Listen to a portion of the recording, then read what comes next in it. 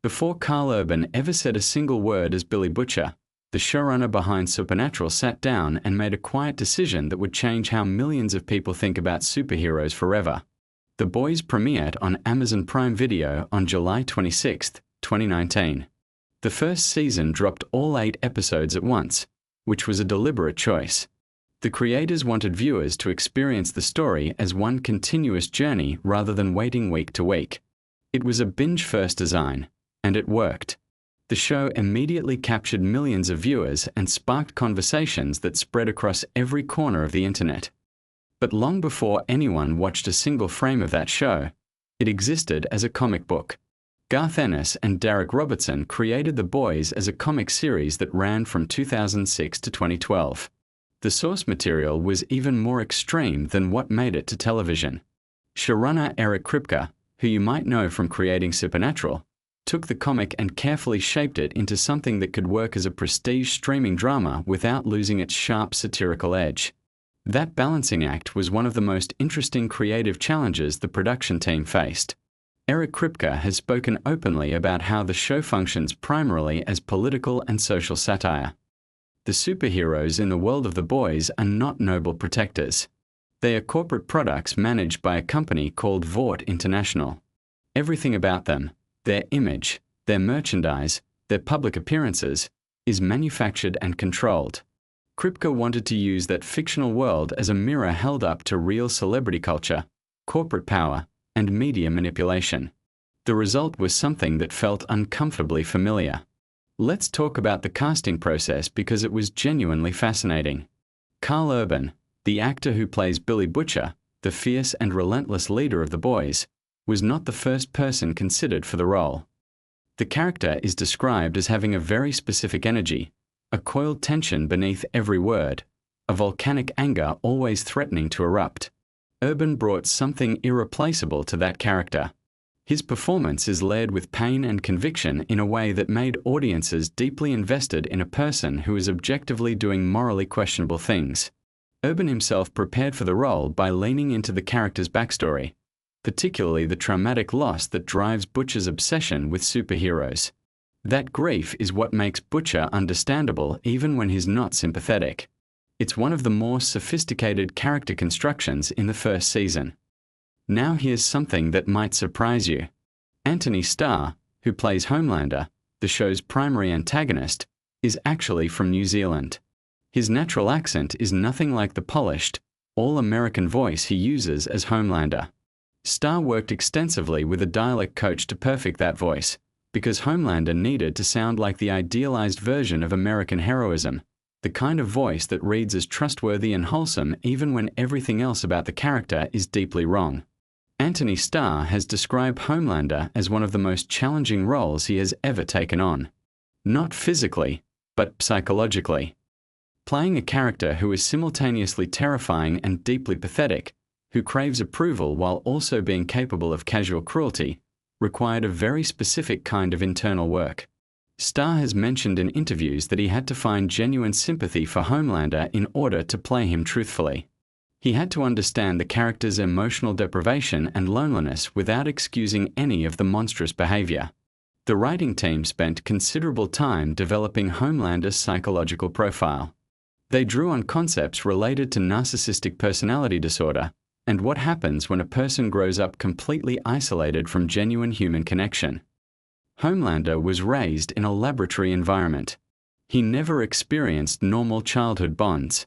That backstory, revealed gradually through the first season, reframes him from a simple villain into something more tragic and disturbing. Jack Quaid, who plays Huey Campbell, the emotional center of the show, is the son of actor Dennis Quaid and singer Meg Ryan. He grew up in a household with significant Hollywood experience around him, but he pursued his own path methodically. The Huey character is the audience's entry point into this world. When the series begins, Huey is an ordinary young man working a simple job and navigating a comfortable, if somewhat stagnant, relationship. His world gets destroyed in the very first episode in an incident involving a superhero that is simultaneously shocking and darkly comedic. The creators made a deliberate choice to anchor the show through Huey's perspective precisely because he starts from a place of genuine innocence. He has no agenda. He has no mission. He is simply someone who has been catastrophically wronged by a system that protects the powerful and discards ordinary people. Watching him evolve across the first season from heartbroken bystander to active participant in something morally complicated is one of the most satisfying character arcs in the entire run. Erin Moriarty plays Annie January, also known as Starlight, and her storyline in Season 1 is perhaps the most emotionally resonant of all the characters on the superhero side of the story. Annie begins the season achieving her lifelong dream of joining the Seven, the show's version of a premier superhero team. Within her first hours as a member, that dream begins to crumble as she discovers the reality behind the institution she idolized. The show uses Annie's story to explore themes around exploitation, the corruption of idealism, and the experience of speaking up about wrongdoing in environments that punish honesty. Moriarty has spoken about how meaningful those themes were to her personally, and how she wanted to honor the authenticity of what the character was experiencing. Her performance throughout Season 1 walks a careful line between vulnerability and strength that accumulates real emotional power by the finale. Let's slow down for a moment. If you're drifting, that's perfectly fine. Let these facts just float through your mind gently. There's no urgency here. Just interesting details about a fascinating show, delivered at a comfortable pace. Take another slow breath. Let your muscles relax a little more. The production design of The Boys is worth discussing because it's a significant part of what makes the show feel grounded and real despite its fantastical premise. The design team made very deliberate choices about how superheroes would dress, move through public spaces, and interact with corporate environments. The Seven's headquarters was designed to feel like a combination of a tech company campus and a luxury hotel. Everything is sleek and impressive on the surface, with an underlying sterility that suggests something is very wrong beneath the polished exterior. The costumes for the Seven required months of development. Homelander's suit in particular was engineered to communicate specific things about the character. The American flag imagery is obvious, but the details of how the suit fits, how it moves, and how it photographs under different lighting conditions were all carefully calibrated. The costume designers wanted it to look genuinely impressive at a distance while also feeling slightly wrong up close, almost too perfect, like a mannequin come to life. The show filmed primarily in Toronto, Canada, which might be surprising given how thoroughly American the setting feels. Toronto has become a major production hub for American film and television, and the city has many locations that can convincingly stand in for various American urban environments. The production team worked hard to ensure that nothing felt obviously Canadian, carefully controlling background details, signage, and architectural elements that might break the illusion. One of the more technically impressive sequences in the first season involves a speedboat on the Hudson River that intersects with a whale. This scene required an enormous amount of coordination between practical effects and digital effects teams. The sequence is one of the show's most memorably absurd and shocking moments, and creating it involved challenges around how to make the digital elements feel physically real and weighty rather than obviously computer-generated. The effects team has spoken about the complexity of that particular sequence and how proud they were of the final result. The show's approach to violence was a conscious artistic and thematic choice. The violence in The Boys is not stylized or made to look cool. It is almost always visceral, consequential, and uncomfortable to watch. This was deliberate. The creators wanted to reject the tradition of superhero films and television shows where violence happens without lasting physical or emotional consequences. In The Boys, things break and people do not simply recover. That approach reinforces the show's central argument about how we glamorize power and ignore its costs. The music choices throughout Season 1 are also worth appreciating. The show uses familiar popular songs in moments where the contrast between the cheerful music and the disturbing events on screen creates an unsettling effect. This technique has roots in the tradition of films like A Clockwork Orange and Reservoir Dogs, where the juxtaposition of upbeat music with dark content forces the audience to examine their own emotional responses. The Boys uses this tool with precision. Now let's talk about some of the smaller details that dedicated viewers discovered. The fictional brand of Vought International is embedded throughout the world of the show in ways that casual viewers might miss. There are Vought advertisements in the background of scenes. Vought products appear on shelves. The company's influence is visible in every corner of the world these characters inhabit, which reinforces the idea that Vought is not just a powerful company but a totalizing presence in the culture of this fictional America. The show also includes many satirical references to real-world corporate and political behavior. When Vought executives discuss strategy, their conversations echo actual discussions that happen in boardrooms around marketing, crisis management, and the protection of brand value. When politicians in the show debate whether superheroes should be incorporated into the military, the arguments mirror actual debates about corporate power and the relationship between private entities and government functions. These parallels are entirely intentional. Elizabeth Shue plays Madeline Stillwell, a senior Vought executive who manages Homelander among other heroes. Her performance is fascinating because she plays a character who is completely comfortable with moral corruption while maintaining a surface warmth and professionalism. Stillwell is one of the more chilling figures in the first season because she never seems frightened by what she knows about the people she manages. The dynamic between Stillwell and Homelander is one of the first season's most psychologically interesting relationships. Chase Crawford plays the Deep, a member of the Seven whose storyline in Season 1 functions as both satire and a surprisingly earnest exploration of accountability. The Deep believes himself to be a significant and respected figure. The reality is more complicated. Crawford has spoken about how he appreciated the writers giving the character genuine consequences for his actions, while also allowing space for the audience to understand how someone could be simultaneously culpable and limited in their self-awareness. Laz Alonso plays Mother's Milk, a member of the Boys whose grounded pragmatism makes him one of the most watchable characters in the ensemble.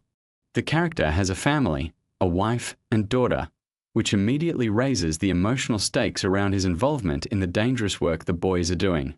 Alonso has discussed how important it was to him that Mother's Milk not be reduced to a one-dimensional tough guy, that the family element be taken seriously and used to illuminate the real costs of the life he is leading.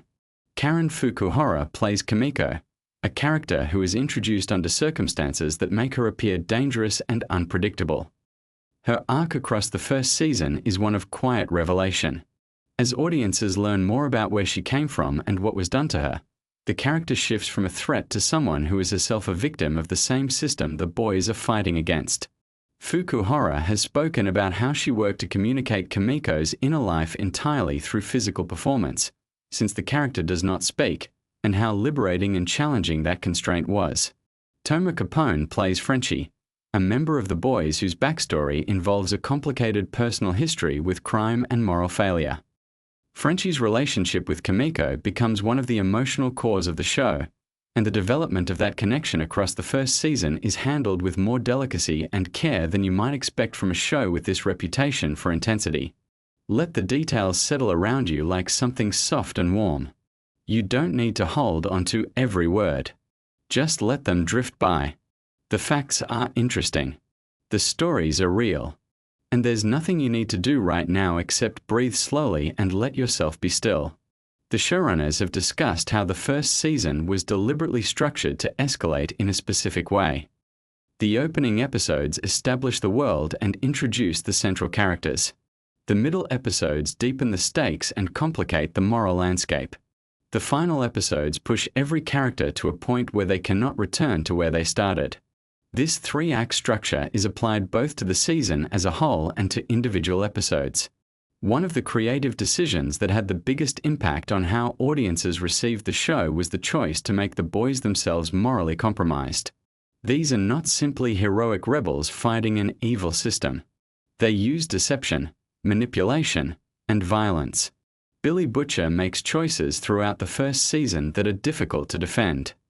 The audience is asked to root for people who are themselves capable of serious wrongdoing, which creates a more honest and uncomfortable viewing experience than most superhero narratives offer.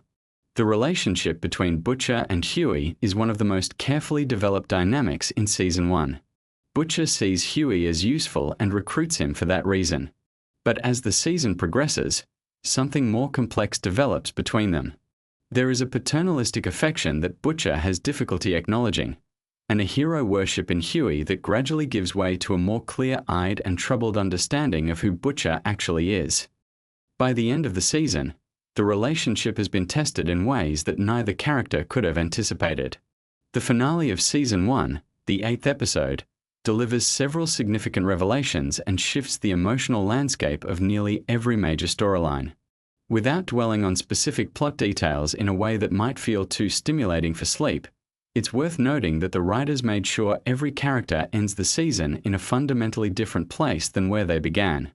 This is good storytelling discipline. Every journey should cost something and change the traveler. Let's take a slower moment. Think about how warm and comfortable you are right now. The details of the show can just wash over you gently. There's no test, no reason to stay sharp. Just interesting things to think about as your mind gets quieter and quieter. The ratings and reception that The Boys received after its premiere were exceptional for an original streaming series. Critics praised its willingness to be genuinely provocative rather than provocative in a safe and calculated way. Audiences responded to the feeling that the show trusted them to handle complicated ideas and morally ambiguous characters without being given easy answers. The show earned multiple award nominations from various industry bodies following its first season. Anthony Starr received particular attention for his work as Homelander, with many critics noting that the character could easily have become cartoonish but instead became genuinely unsettling because of the specificity and humanity Starr brought to the performance. There was a significant amount of thought put into how Vaught's superheroes would be presented as celebrities. The creative team studied real celebrity media coverage extensively to understand how publicity machines work, how carefully constructed images are built and maintained, and how scandals are managed or suppressed. The result is a fictional celebrity culture that feels immediately recognizable because it is based so closely on real patterns of behavior. The show's satirical targets in Season 1 include media consolidation, pharmaceutical companies, the military-industrial complex, organized religion, and the entertainment industry. Each of these targets is embedded in the world of the show not through monologues or editorial moments but through the texture of how the world operates. Characters live inside these systems. The critique emerges from the story itself rather than being stated explicitly. One detail that many viewers found interesting is the way the show portrays the relationship between superheroes and religion. Annie comes from a religious background and has connected her faith to her identity as a hero. The show treats this with more nuance than you might expect, exploring how institutions can co-opt genuine belief for purposes that have nothing to do with the spiritual values at the heart of that belief. The production budget for the first season of The Boys was substantial, reflecting Amazon's commitment to competing with other premium streaming services by investing in genuinely cinematic productions. The money is visible on screen in the quality of the effects work, the production design, and the ability to shoot in multiple locations with large casts and complex sequences. The sound design of the show deserves recognition as well. The way certain scenes are constructed orally, with precise control of ambient sound and music, creates an atmosphere that reinforces the emotional content of what is happening visually. The sound team worked to ensure that the show's quieter moments felt as carefully crafted as its most explosive sequences. Let the quiet of right now be something pleasant. Your breathing is probably slower than it was when we started. Your thoughts are probably less sharp. This is exactly where you want to be. There's still a little more to hear, so let it come gently. The Boys developed a passionate fan community very quickly after its premiere. Viewers created detailed analyses of the show's political subtext, character psychology, and narrative structure. Fan communities across multiple platforms generated discussion, fan art, theories, and creative work inspired by the show. This level of engagement is something the creators have spoken about with genuine appreciation, noting that the show sparked exactly the kind of conversation they hoped it would. Eric Kripke has been active in communicating with the audience about the show's intentions and themes. He has consistently framed the series as a work of satire that invites audiences to examine their own relationship with power, celebrity, and the stories we tell about what makes someone heroic. That clarity of artistic intention is part of what gives the show its coherence and impact. One of the more interesting technical aspects of the first season is how the directors handled the visual presentation of superpowers. The decision was made to ground the superhero action as much as possible in practical reality, rather than leaning into the spectacular visual glamour of big-budget superhero films. Powers are shown with a focus on physical cause and effect, on weight and mass and consequence, rather than as sources of cinematic wonder. This approach is another expression of the show's central thesis about demystifying power. The writing room for the first season was diverse in terms of perspective and background, which contributed to the range of angles from which the show examines its themes. Multiple writers brought different life experiences and areas of expertise to the development of storylines and characters, which is visible in the texture and specificity of the world the show creates. The show manages something genuinely difficult, which is being simultaneously funny and disturbing. Many scenes operate on both registers at once, which requires extraordinary precision in the writing, directing, and performance. The comedy never undermines the emotional reality of what is happening. The darkness never completely overwhelms the show's sense of absurdity. Maintaining that balance across 8 episodes of a first season is a real achievement. You might be feeling very comfortable right now. Maybe your eyes feel heavy, or your thoughts are starting to move more slowly. That's a perfectly natural place to be. There is no hurry. The show's details will still be here in the morning if you want to think about them again. For now, let them just be soft background texture as your mind moves toward rest. The boys of the title, the core group that Billy Butcher assembles, each bring something different to the team's dynamic.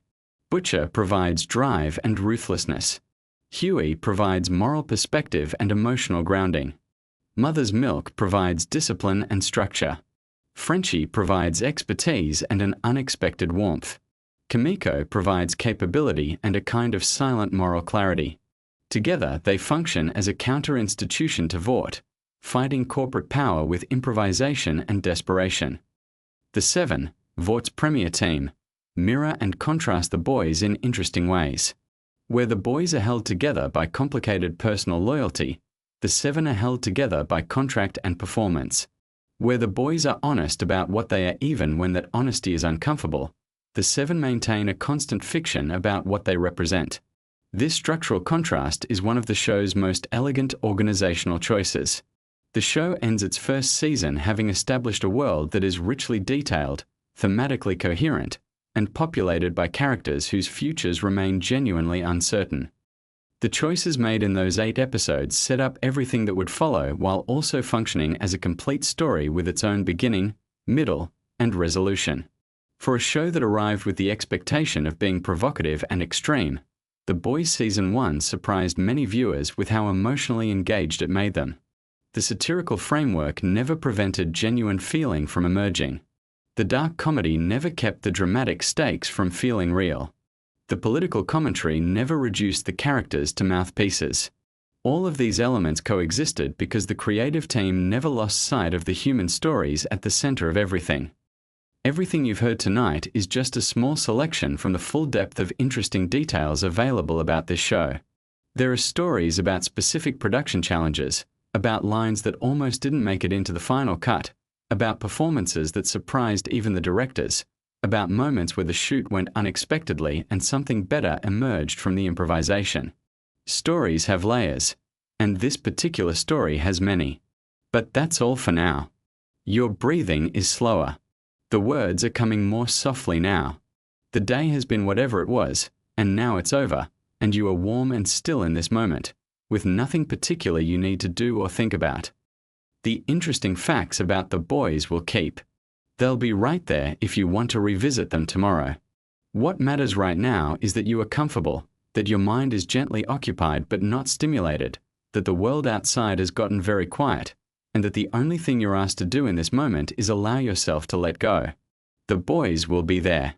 Season 1 will be exactly as it was. Butcher and Huey and Annie and all of the others will be right where you left them. None of it is going anywhere. And neither are you. You're right here, steady and still, and sleep is very close now, just at the edges of your awareness, warm and patient, waiting for you to stop holding on and simply fall into it. Drift down. Let go. Close whatever is left that's open. You've done well today. You've made it to this quiet place. And now there is nothing left to do except rest. Good night. Picture this. You're lying in bed, the room is dark, and your mind just won't stop racing. You need something to pull your focus away from the noise of the day, but you don't want anything too intense, nothing that's going to spike your adrenaline or keep you wide awake. What you need is a calm, steady voice walking you through fascinating little details about a world you love. And if that world happens to be The Boys, one of the most creative, wildly imaginative television universes ever built, then you are in exactly the right place tonight. So go ahead and get comfortable. Pull that blanket up. Close your eyes if you want.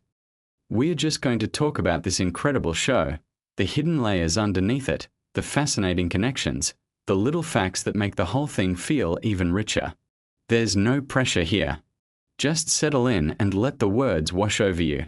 The Boys as a television series didn't start from nowhere. It came from a comic book written by Garth Ennis, which was itself a pretty wild and darkly satirical take on what the world might look like if superheroes actually existed and were managed by a massive corporation. But when Eric Kripke adapted it for television, he brought something completely unique to it. Now here's what makes that interesting in a sleepy sort of way. Eric Kripke isn't just the showrunner of The Boys. He's also the creator of another enormously beloved television series called Supernatural, which ran for 15 full seasons and developed one of the most devoted fan followings in television history. So when you watch The Boys, you are watching something created by the same mind that built that entire other universe.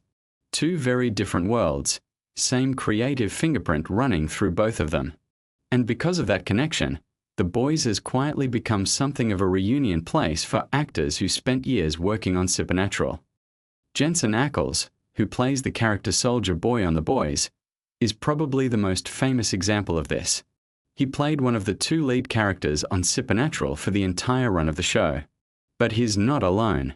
Many of the actors and people involved in The Boys passed through Supernatural at some point along the way. This creates a kind of invisible thread that runs beneath the surface of The Boys, connecting it to all those years of supernatural storytelling.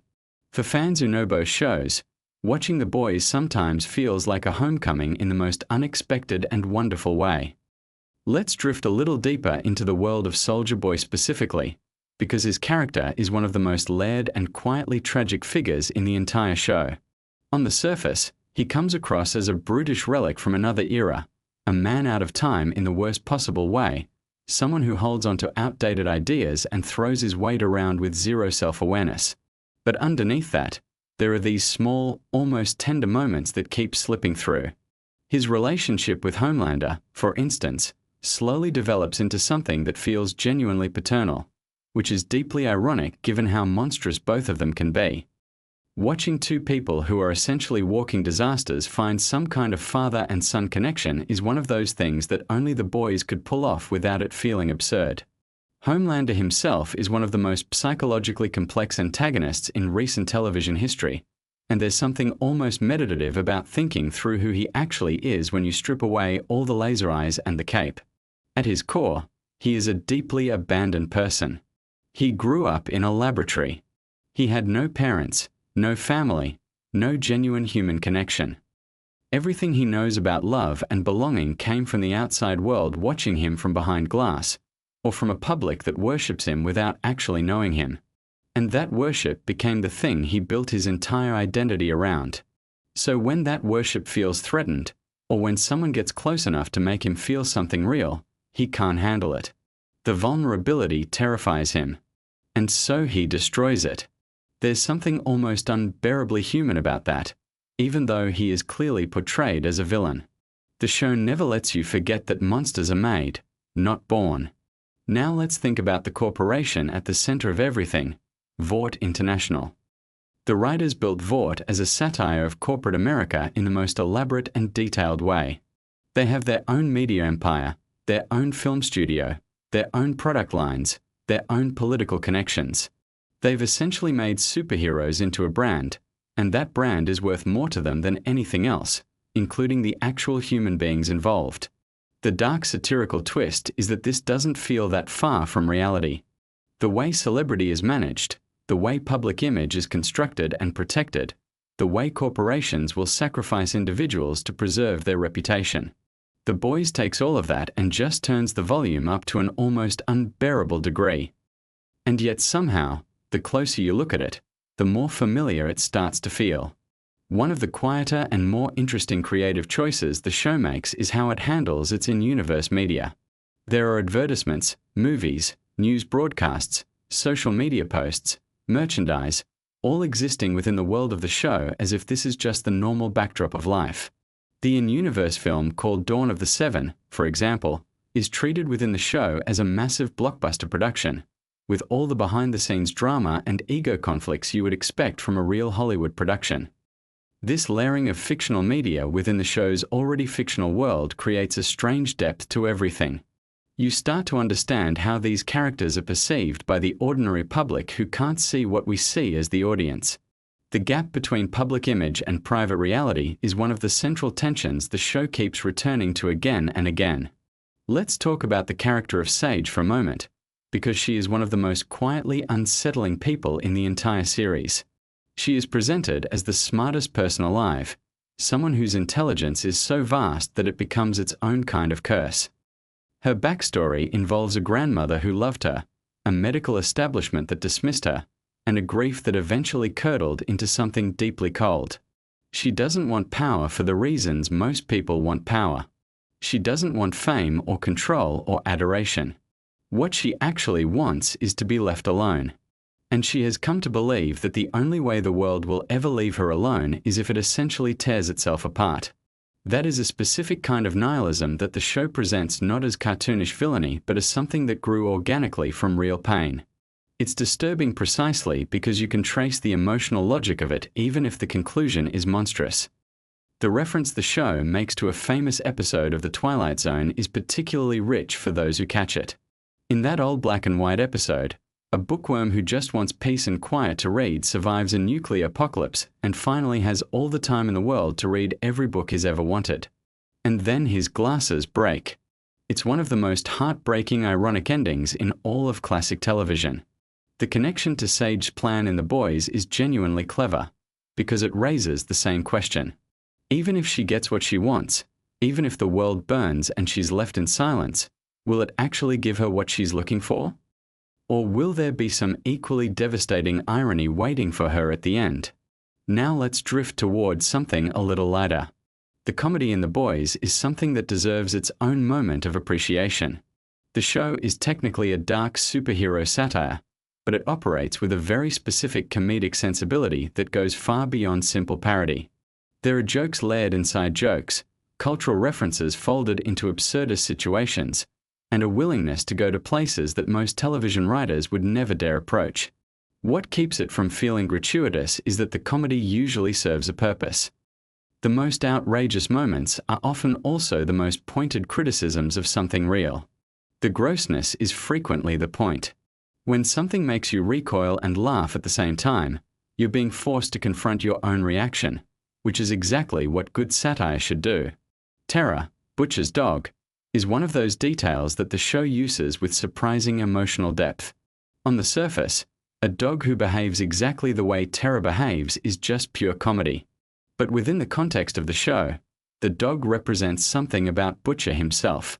Butcher is a man who has burned almost every meaningful human connection in his life. He is abrasive and ruthless and self-destructive in ways that push people away. But the dog stays. The dog doesn't care about any of that. And the scenes between Butcher and Terra carry this quiet emotional weight that sneaks up on you if you let it. The show uses that animal connection to remind you that even the most damaged people have some corner of themselves where something soft still lives. The relationship between Kimiko and Frenchie is another one of those emotional cores that the show returns to throughout its run. Kimiko doesn't speak in the traditional sense for much of the series, and yet her relationship with Frenchie is one of the most communicative and emotionally alive connections in the whole show.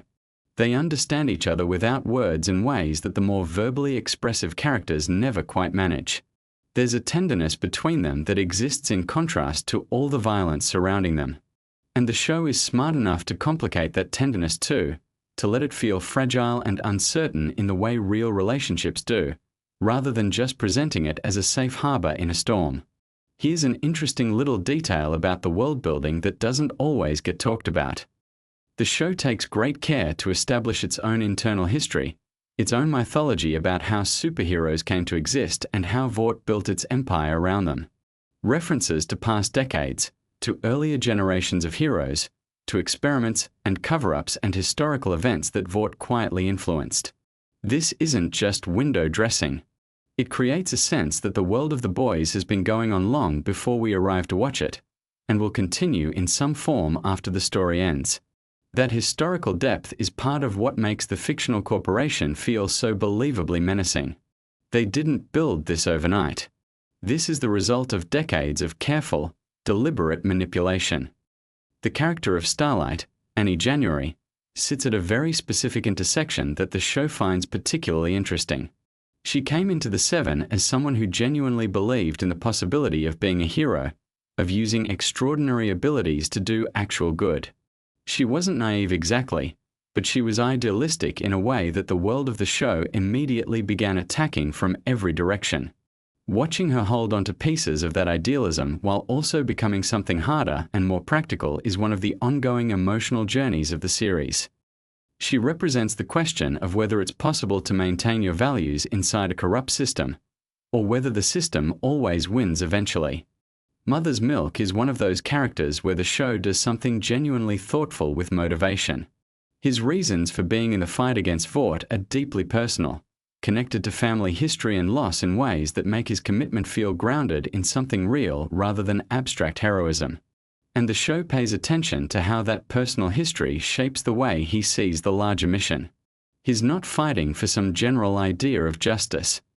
He's fighting for something specific and human, which is ultimately what makes him one of the most relatable people in a cast of characters who are frequently operating at the extreme edges of human behavior. Think for a moment about how the show handles power specifically, physical superhuman power, and what it does to people psychologically. Almost every superhero in The Boys who has significant power has been damaged by it in some way. Either they were given it too young, or under circumstances that were traumatic, or in a context where the power was immediately used to corrupt rather than protect. The show seems to argue pretty consistently that power in the hands of people who haven't developed the emotional and moral framework to use it responsibly is one of the most dangerous things imaginable, which maps directly onto critiques of real-world power structures, even without the supernatural element.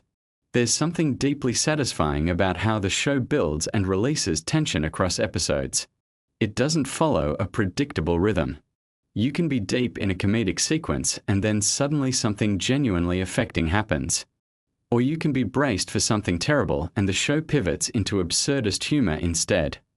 This unpredictability is part of what keeps people watching, but it also creates a specific emotional experience where you're never quite settled, never quite sure what register the show is operating in at any given moment. Which, when you think about it, is also what living inside a world with unchecked powerful people might actually feel like. The satirical targets of The Boys are broad in scope but consistent in their angle of attack. Corporate greed, celebrity worship, religious manipulation, political opportunism, media complicity.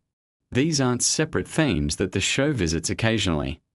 They're woven together into a single interconnected critique of how power operates in modern society. And the show does this without ever becoming preachy, which is genuinely difficult. The secret is that the satire is always expressed through character and situation rather than through direct statement. Nobody steps up to deliver a lecture. The critique lives in what happens, in the consequences characters face, in the gaps between what characters say and what they actually do. Let's close out this evening with the idea that makes The Boys perhaps most interesting as a thought experiment. The superheroes in this show are not heroes in any meaningful sense. They are celebrities who happen to have extraordinary abilities. The corporation treats them as products. The public treats them as gods. And many of them have come to believe the mythology built around them. The question the show quietly asks underneath all the chaos and violence and dark comedy is a simple one. What would it actually take to hold power accountable? And the answer the show keeps returning to is that it takes ordinary people refusing to stop, even when the cost is enormous, even when the odds are completely ridiculous, even when it seems like the forces aligned against them are simply too vast and too entrenched to ever be moved. That's not a comfortable answer, but it's an honest one. And on that note, you can let all of that settle gently into the back of your mind, into that place where the thoughts get quieter and the body gets heavier and the night wraps around you like something familiar and warm. There's nothing more to figure out tonight. The world of the boys will still be there tomorrow, full of its wild characters and impossible situations and hidden layers waiting to be noticed. But right now, this moment is just for resting. So breathe slowly, let the thoughts drift off one by one, and drift gently into sleep knowing you've spent these quiet minutes well. The show that made superheroes terrifying is ending, and the secrets buried inside Season 5 are almost too wild to say out loud. The Boys has been building toward this moment for years. Season 5 was announced as the final season of the show, meaning everything the writers, producers, cast, and crew have been constructing since the very beginning was always pointing toward this conclusion. That weight is hard to overstate. When a show knows it is ending, the energy around it changes entirely. The desperation to tie things together properly, to honor what came before, to go out on a high note rather than fizzle away like so many shows before it. That pressure shapes every single decision made in the writing room, on set, and in the editing bay. And from everything that has come out about Season 5, that pressure was very much felt by everyone involved. Let us start with something that might surprise you if you have been following the show casually.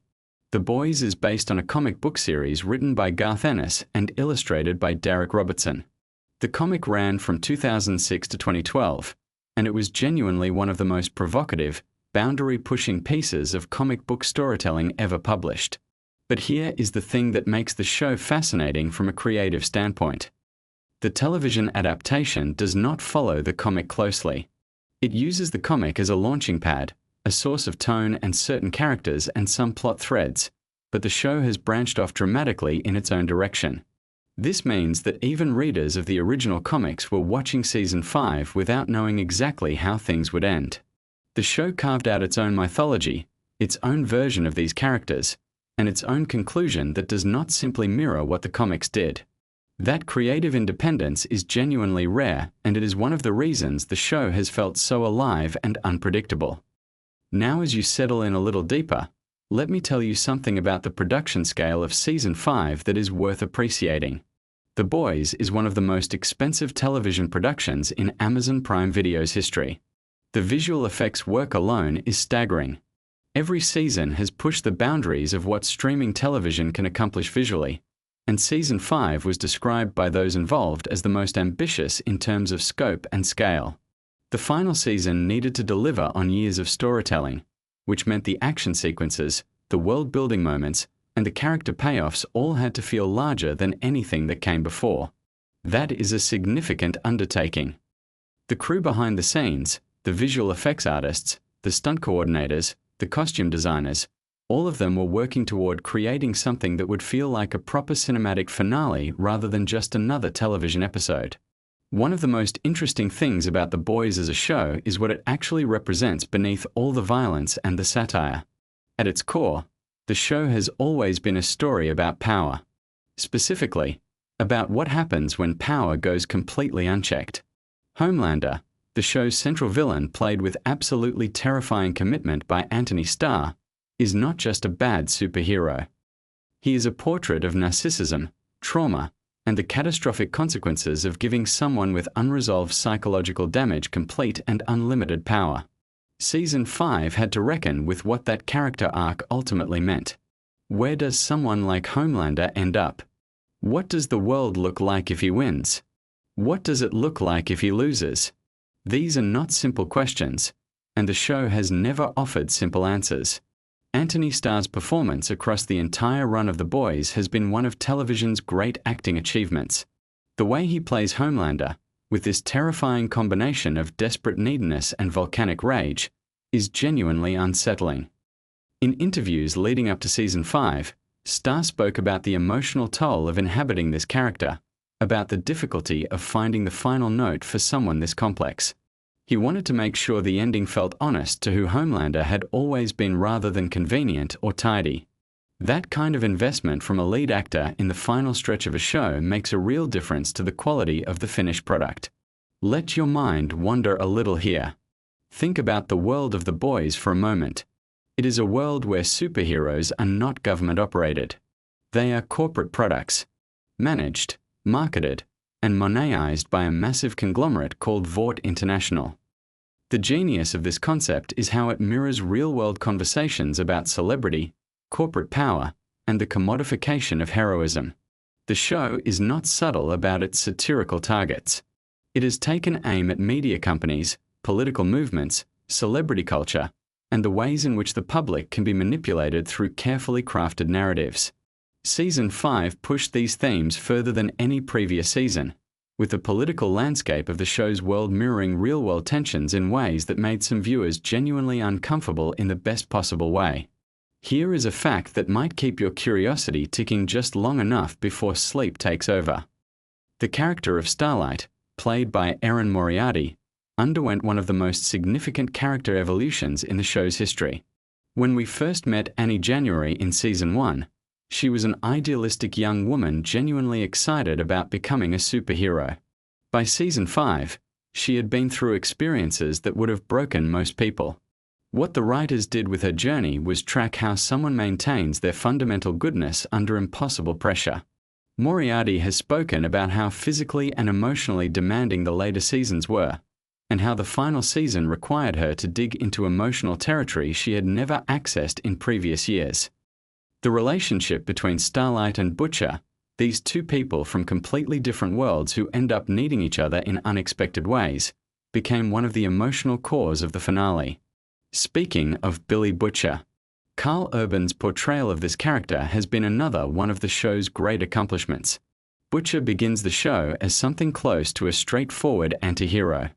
A man with a mission, brutal methods, and a reason that feels somewhat sympathetic. But as the show progressed, the cracks in his character deepened, and the show began asking harder questions about whether Butcher was actually the good guy he believed himself to be. Season 5 had to answer those questions definitively.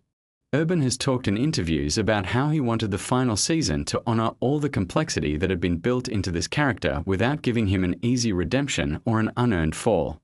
The nuance required for that kind of performance is considerable. Now let us drift into some behind-the-scenes territory that is genuinely fascinating. Eric Kripke, the showrunner of The Boys, is the creative force at the center of everything. He spent years working on the adaptation, developing it from a relatively straightforward pitch into something much more politically charged and thematically ambitious. Kripke has been very vocal about wanting the show to feel genuinely dangerous, to push into territory that makes audiences question their own assumptions. In the lead-up to Season 5, he described the writer's room process as the most intense of the entire series, with debates about where characters needed to end up that sometimes got genuinely heated. That collaborative tension is often what produces the most interesting creative outcomes.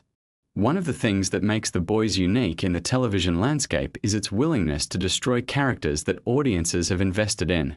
The show has never been precious about its cast. Major characters have been killed off in shocking ways throughout the run, and Season 5 was not going to break that tradition. The unpredictability of the show is one of its greatest assets because it means viewers can never fully relax. Even in your most comfortable sleep-adjacent state, your brain is probably somewhere in the back registering the fact that nobody on this show is truly safe. That tension is deliberately maintained by the writers as a tool to keep audiences engaged and to give the story genuine stakes. Let me tell you something about the music of The Boys that does not get discussed enough. The show has always used music in a deeply intentional way. The soundtrack choices, often popular songs deployed in moments of extreme violence or emotional irony, are a signature element of the show's aesthetic language. The music department for Season 5 had a significant task in front of them. How do you choose songs for the final chapter that feel like a culmination of the show's musical identity while also serving the specific emotional needs of each scene? The team behind the music, working alongside the directors, spent considerable time making those decisions. The result is a final season where the music feels both familiar in its approach and fresh in its specific selections. There is something worth knowing about the physical production of The Boys that is easy to overlook when you are watching it from your couch or your bed. The show films primarily in Toronto, Canada, though it regularly creates the impression of being set across the United States and beyond. The production design team builds environments of extraordinary detail. The Vought Tower interiors, the suburban neighborhoods, the underground spaces where the boys operate, all of these are constructed with a level of care that makes them feel lived in rather than like television sets. That groundedness is part of what makes the fantastical elements of the show land so effectively. When something impossible happens in a space that feels completely real, the impact is significantly greater. As you let yourself sink a little deeper into that comfortable state between awake and asleep, here is something to turn over in your mind. The Boys, particularly in its final season, was dealing with questions about legacy. What does it mean to fight against something enormous and corrupt? Does it matter if you win or lose? Can one person or one small group actually change the systems that seem too large to touch? These are not questions unique to a fictional world. They resonate because they are questions people genuinely grapple with when they look at institutions and power structures that feel immovable. The show never pretends to have easy answers, and that intellectual honesty is part of what has made it matter to so many people. The relationship between The Boys and its audience is genuinely interesting from a sociological standpoint. The show has attracted a fan base that is extraordinarily passionate, but it has also attracted attention from people who perhaps missed some of the satire and interpreted certain characters as aspirational rather than cautionary. This is something Kripke and the cast have addressed publicly on multiple occasions, particularly around the character of Homelander. The writers had to be mindful in Season 5 of how they were closing out this character's story in a way that was unambiguous about the show's moral position without becoming preachy or simplistic. That is a genuinely difficult creative challenge, and how they navigated it is one of the more discussed aspects of the final season. Let your breathing slow down a little. Let the details of the day drift back. We are going to keep moving through these fascinating layers of a show that has meant a lot to a lot of people. The ensemble cast of The Boys is one of the best assembled groups in streaming television history. Beyond the leads, the supporting players have been essential to the show's texture. Characters like Frenchie, played by Toma Capone, and Kamiko, played by Karen Fukuhara, provided the show with emotional counterweights to some of its heavier material. Their relationship across the entire run became one of the most genuinely touching elements of a show that is not exactly known for being gentle. Season 5 had to find the right conclusion for them as well, and the care taken with their arc in the final season reflects how seriously the writers took every thread in this story. There is something worth mentioning about the guest cast and special appearances that Season 5 featured. One of the joys of a show like The Boys is the way it occasionally pulls in surprising names for limited appearances, often deploying them in ways that are simultaneously unexpected and completely logical given the show's satire-driven world. The final season used this approach strategically, bringing in faces that felt significant in the context of what the show was saying about celebrity and power rather than just as stunt casting for its own sake. Here is something genuinely fascinating about the writing process for Season 5.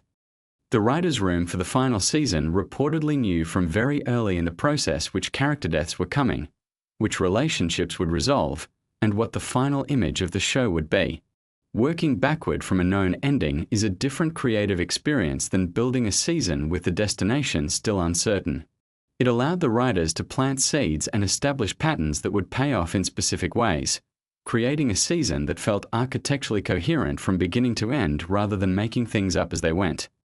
That structural intentionality is evident in retrospect when you look at how storylines that seemed disconnected early in the season ultimately converged. The visual language of Season 5 represented an evolution of the show's aesthetic approach. The directors brought in for the final season worked closely with cinematographer to develop a look that felt slightly different from previous years, signaling that this chapter was something distinct. There is a quality to the lighting choices and camera movement in the final season that feels heavier, more deliberate, as if the world itself knows that something conclusive is coming. These are the kinds of craft decisions that audiences often feel without being able to articulate why a scene hits differently than expected. Let us talk about something that has been a consistent strength of the show from the very beginning. The Boys has always done exceptional work with its female characters.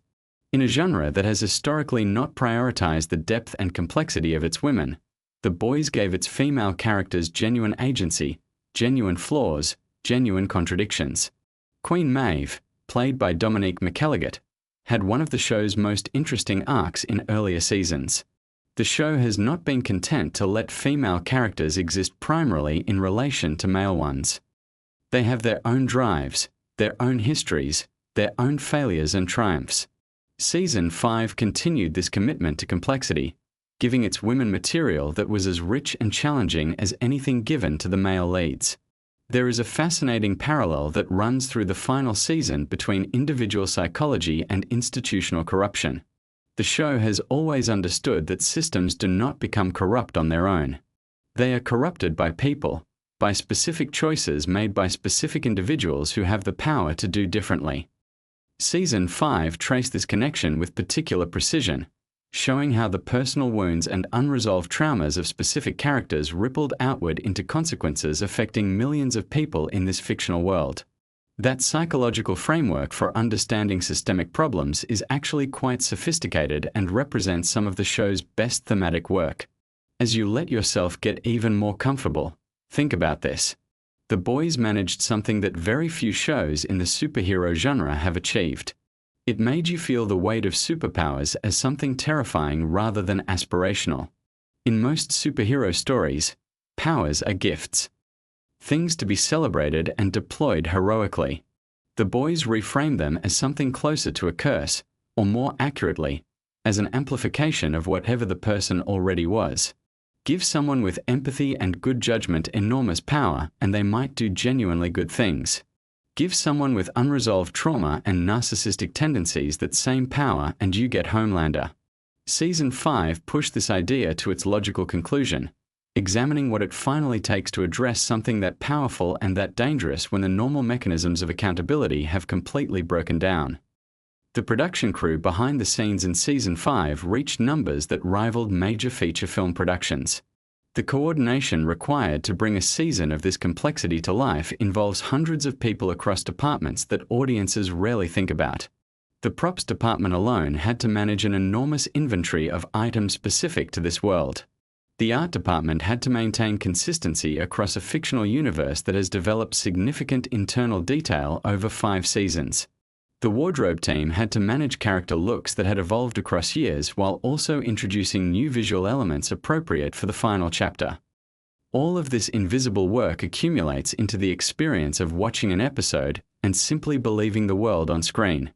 Here is something that sits at the interesting intersection of fiction and reality that The Boys has always played with. The show frequently references and parodies real-world media culture, political rhetoric, and corporate behavior in ways that are deliberately close to actual events. The writer's room reportedly has a practice of constantly monitoring real-world developments and asking how they can be incorporated or reflected in the story they are telling. This gives the show a quality of immediacy and relevance that many genre shows lack. By Season 5, the political landscape of both the show's world and the real world had become so intertwined that watching certain scenes felt startlingly pointed. Let your mind drift with this next one. There is a character in The Boys named Black Noir who has gone through one of the stranger and more interesting journeys in the show's history. The character's arc across the seasons, including revelations about their nature and identity, reflects the show's willingness to completely subvert audience expectations and then do something genuinely unexpected with the material that emerges from that subversion. Season 5 had to find a meaningful place for the legacy of this character within the larger resolution of the story. The Boys has been consistently praised by critics not just for its entertainment value but for what it represents as a piece of cultural commentary. Television critics who might otherwise be dismissive of superhero content have written seriously about what the show is doing and why it matters. This critical respect has shaped the show's production in interesting ways.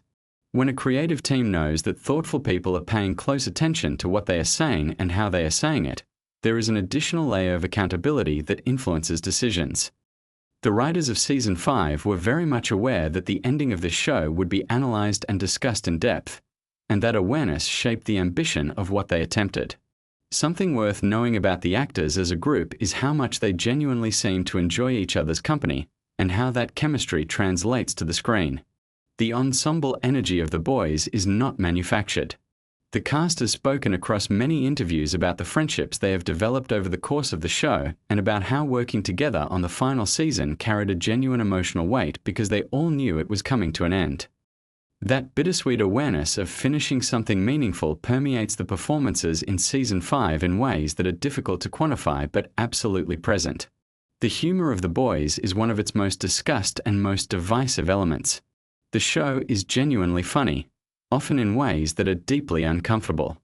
It uses comedy as a pressure release valve, deploying absurdist or darkly comic moments within sequences of extreme tension in order to manage audience experience in a specific way. Season 5 maintained this balancing act even as the stakes reached their highest point.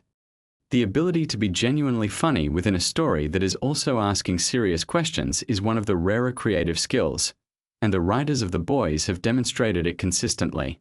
There is a quieter element of the show that sometimes gets overshadowed by the more explosive content. The Boys has always found time for small, intimate character moments that exist outside the main plot machinery. Conversations between characters about their fears, their regrets, their hopes for things they believe they do not deserve. These moments, often just two people talking in an unglamorous setting, are where the show does some of its most affecting work. Season 5 included a number of these quieter scenes that longtime fans have pointed to as among the most emotionally resonant in the entire series. Your breathing is probably slower now. Good. Keep going with me just a little longer because there is more worth knowing. The relationship between the boys and the superhero genre more broadly is worth reflecting on. The show arrived at a moment when superhero content was reaching a kind of saturation point in popular culture.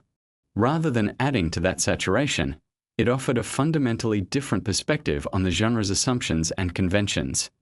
It asked what superheroes would actually look like if the world they operated in was recognizably like our own, with the same power dynamics, the same corruption, the same gap between stated values and actual behavior. Season 5 brought this interrogation of the genre to its most pointed and definitive expression. Garth Ennis, the creator of the original comic, has been publicly appreciative of what the television adaptation has done with his source material, even where it diverged significantly. This relationship between original creator and adaptation team is not always harmonious, and the fact that Ennis has expressed genuine enthusiasm for the show speaks to the respect with which the television creators approached the spirit of what he originally created even when they departed from a letter of it. Something to sleep on. The legacy of The Boys as a show will likely be discussed for many years. It arrived at a specific cultural moment and responded to it with genuine creative ambition and moral seriousness. The final season was the opportunity to cement that legacy or undermine it, and by most accounts from both critics and fans, what was delivered in Season 5 was worthy of everything that came before it. Whether you agree with its conclusions, whether you found its resolution satisfying or challenging, the show earned the conversation it prompted. The technical achievement of the visual effects in Season 5 deserves a final mention. The artists and technical teams who created the visual language of this world worked across the entire production timeline, from pre-production design through principal photography and into the long post-production period. Some of the more elaborate sequences in the final season involved effects work that was in development for over a year before the episodes aired. The invisible craft required to make the impossible look ordinary is something that audiences experience as effortless when it works properly, which means the people responsible for it only get noticed when something goes wrong. In Season 5, very little went wrong. The Boys gave us something rare in popular entertainment. A story with genuine moral stakes, characters who were allowed to be genuinely complicated, and a willingness to follow its own logic even when that meant going to uncomfortable places. Season 5 was the conclusion of that promise, the delivery of everything the show had been building toward across years and hundreds of thousands of words of storytelling. And that is a good thought to carry you gently toward sleep tonight. All those years of work, all those people, all those decisions made in rooms you will never see, by people whose names scroll past in credits that go by too fast to read. All of it adding up to something that you watched in the dark, that made you feel things, that gave you something to think about.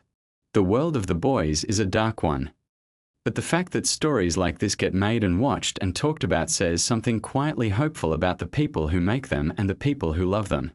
There is something human in wanting to look at power clearly, to refuse to dress it up in a cape and call it good, to insist on asking harder questions even when easier answers are available. So as your thoughts slow down and the details of this fictional world begin to blur at the edges and blend with whatever images your sleeping mind is starting to assemble, just know that you spent this time in good company. With a story that tried to be honest about difficult things. With characters who were messy and human even when they could fly or punch through walls. With a show that knew it was ending and tried to end with integrity. Let the sounds around you fade. Let the weight of everything you carry today get a little lighter. The Boys Season 5 has come and gone, and it left a mark. And now, it is time to rest. Sleep well. Here's a gentle drift into something your brain can actually enjoy tonight. Jensen Ackles spent 15 years being one of TV's most beloved heroes, then his old boss hired him to destroy that entire image, and the result broke the internet in 2022. The Boys first appeared on Amazon Prime Video back in 2019, and it immediately carved out its own unique space in the superhero genre.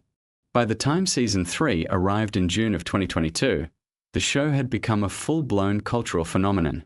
Season 3 pushed things even further than anyone expected, diving deeper into the politics, the satire, the violence, and the character development that fans had come to love. But there's so much more to this season than what you see on screen. The stories behind the stories are just as compelling as the show itself, and tonight we are going to walk through all of them at a pace that's perfect for winding down and drifting off. Let's start with the most talked about element of Season 3, which is the introduction of Herogasm. Now, even if you haven't seen the show, you've probably heard people mention this episode. Herogasm is originally a storyline from the comic books written by Garth Ennis, and for years fans wondered whether the show would ever actually adapt it. When showrunner Eric Kripke and his team finally decided to go for it, they committed completely. The episode titled Herogasm became one of the most discussed and dissected episodes of television in 2022. What's genuinely fascinating is that the production team made a very deliberate and thoughtful decision to approach the content in a way that felt purposeful rather than gratuitous. Kripke talked openly about how they wanted the scene to serve the story and the characters rather than exist purely for shock value. The Homelander versus Soldier Boy versus Butcher confrontation that takes place during that episode is genuinely one of the most intense fight sequences the show has ever produced. Speaking of Soldier Boy, the casting of Jensen Ackles in that role deserves its own conversation. Jensen Ackles spent 15 years playing Dean Winchester on Supernatural, a show that Eric Kripke himself created. So when it came time to cast Soldier Boy, a character who is essentially a toxic, narcissistic, deeply dangerous version of a classic American superhero, Kripke knew exactly who he wanted. There's something beautifully layered about taking an actor who became famous for playing a beloved hero and giving him a role that systematically deconstructs the very idea of heroism. Jensen Ackles threw himself into the part with remarkable dedication. He spent months preparing physically and vocally to embody the character, and the result is a performance that manages to be simultaneously magnetic and genuinely unsettling. The character of Soldier Boy is deeply rooted in American mythology. He's presented as the original superhero, a figure from World War II who became a symbol of American power and exceptionalism. But as Season 3 reveals, almost everything about his legendary status is manufactured. The show uses him as a way to comment on how societies construct heroes, and how those constructions often have nothing to do with the actual people they supposedly represent. Soldier Boy didn't earn his reputation through genuine heroism. He earned it through propaganda, through corporate storytelling, and through the willingness of powerful institutions to promote a useful image regardless of the truth. That's a theme that runs through the entire show, but Season 3 makes it more explicit and more personal than ever before. Now let's talk about the research and development that goes into making this season feel so textured and real despite all its over-the-top elements. The writer's room for The Boys is known for doing extensive research into corporate culture, political messaging, social media dynamics, and the history of celebrity.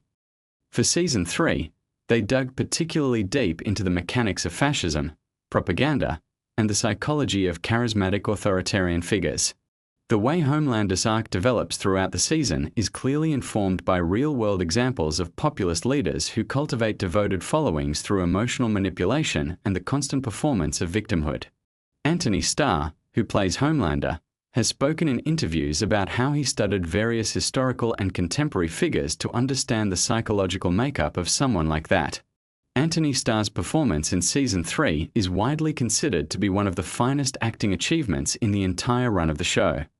He finds new layers in Homelander that feel genuinely surprising even for viewers who thought they understood the character completely. The scene where Homelander stands on top of a building and is cheered by a crowd after committing an act of open violence is one of the most disturbing and thought-provoking moments in the season. It's disturbing precisely because it feels believable. It doesn't feel like science fiction or exaggeration. It feels like a logical extension of things we've actually seen happen in the real world. The writers and Starr worked very carefully together to build that moment properly across multiple episodes so that when it lands, it hits with maximum impact. Now let's drift a little softer, because we're talking about sleep content here and I want to make sure you're settling in nicely. Just take a breath. Let your shoulders drop. The facts we are discussing are interesting, but there's no urgency here. Just let the information float around you gently as you get more comfortable. The production design of Season 3 is extraordinary, and it's something that often gets overlooked in favor of discussing the performances and the storylines. The visual language of the show evolved significantly this season. The Seven's boardroom, Vought Tower, the various locations tied to the history of Compound V, all of these spaces were designed with incredible attention to detail. The art department embedded visual references and symbolic imagery throughout the season that reward close attention. If you've ever paused on certain frames and noticed something unexpected in the background, that's completely intentional. The production designers have talked about how they treat the visual world of The Boys like a layer of storytelling that exists independent of the dialogue and action. The costumes in Season 3 are another area where an enormous amount of thought went into every decision. The superhero suits are obviously spectacular and technically demanding, but the civilian clothing is where the costume department gets to do some of their most interesting character work. The way Billy Butcher dresses, for instance, tells you a huge amount about his psychology and his sense of self. The way Homelander's costume has evolved subtly across the seasons reflects his character arc. These aren't accidents. The costume designers work closely with the writers and directors to make sure that what characters wear is reinforcing what the scripts and performances are communicating. Let's talk about the comedy in Season 3 for a moment, because this show does something genuinely difficult, which is balance brutal violence and heavy thematic content with genuinely funny humor. The character of Frenchie, played by Toma Capone, and the character of Kimiko, played by Karen Fukuhara, got a musical number in Season 3 that became one of the most beloved and unexpected moments in the show's history. The sequence, set to a well-known song, is completely absurd and completely charming, and it works because the show has earned the emotional investment in these two characters over multiple seasons. You care about Frenchie and Kimiko deeply by the time that moment arrives, so when it happens, it genuinely delights you rather than feeling like a tonal mistake. Karen Fukuhara has spoken about how much preparation went into that sequence and how meaningful it was for her character's arc. Kimiko is a character who was robbed of her voice in a very literal sense, and the musical number is a fantasy sequence that represents her inner life in a way that the show hadn't been able to access before. It's a genuinely creative storytelling choice that shows the depth of commitment the writers have to every character in the ensemble, not just the headliners. The relationship between Butcher and Huey in Season 3 undergoes some of its most significant development yet. Carl Urban and Jack Quaid have remarkable chemistry that has been one of the show's secret weapons since the beginning, but this season their dynamic gets genuinely complicated in ways that feel emotionally honest. Both characters make choices that are hard to justify and hard to forgive, and the show doesn't ask you to simply understand or excuse those choices. It asks you to sit with the complexity and keep watching. That's a mature approach to storytelling that respects the audience's intelligence and emotional capacity. Jack Quaid, who plays Huey, is the son of Dennis Quaid and Meg Ryan, which is a piece of trivia that never stops being interesting. He came to The Boys as a relatively unknown actor and has used the show as a platform to develop into someone with genuine range and presence. His journey in Season 3 involves experimenting with Compound V to gain temporary powers, and the show uses that storyline to explore questions about masculinity, self-worth, and the dangerous seductiveness of power. Huey wants to feel capable and relevant and strong, and the show is compassionate about that desire while also being clear-eyed about the costs of pursuing power through shortcuts. Now let's ease back a little more. You've been listening for a while now, and hopefully your body is getting heavier and your thoughts are starting to slow down. We are going to keep going, nice and steady, through more of these fascinating details. Just let the words carry you along without holding onto anything too tightly. One of the most technically impressive aspects of Season 3 is the action choreography and the visual effects work. The fight sequences in this season are more elaborate and more viscerally impactful than anything the show had done before. The confrontation at Harrigasm and the various battles involving Soldier Boy required months of pre-production planning and collaboration between the stunt team, the visual effects department, and the directors. The show works with a rotating group of directors rather than a single consistent voice, which is a model that requires exceptional coordination. Each director brings their own aesthetic sensibilities to their episodes, but the overall visual consistency is maintained through the work of the producers and the director of photography. The visual effects team on The Boys Season 3 did something genuinely interesting with Soldier Boy's power set. His ability, which involves releasing a powerful energy blast that can suppress other suits' powers, required building a whole new visual language that had to feel distinct from the other powers in the show while still fitting within the established aesthetic. The team drew inspiration from various sources including vintage comic book imagery and Cold War-era nuclear imagery to give his power a specific historical texture. Eric Kripke's role as showrunner deserves special attention because his vision and his voice are what give the show its particular character. Kripke is known for being deeply involved in every aspect of the creative process while also being genuinely collaborative with his writers, directors, and actors. He talks openly about the political intentions of the show and doesn't shy away from being specific about what he's responding to in contemporary culture. This willingness to be direct about the show's satirical targets is somewhat unusual in Hollywood, where projects are often packaged in ambiguity to avoid alienating any potential audience segment.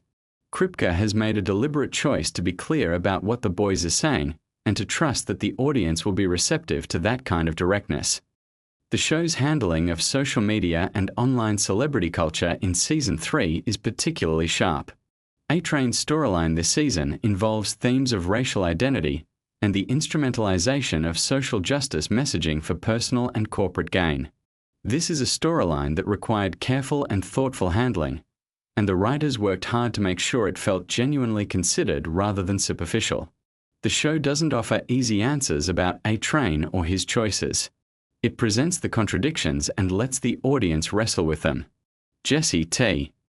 Usher, who plays A-Train, has spoken about how much the storyline meant to him personally and how he worked closely with the writers to make sure the character's perspective felt authentic. The deep storyline in Season 3 continues to develop in directions that are equal parts comedic and genuinely uncomfortable. Chase Crawford plays the deep with a specific kind of pathetic energy that is really difficult to pull off without becoming cartoonish. The character is simultaneously a predator, a coward, a comic figure, and occasionally someone who seems capable of genuine feeling.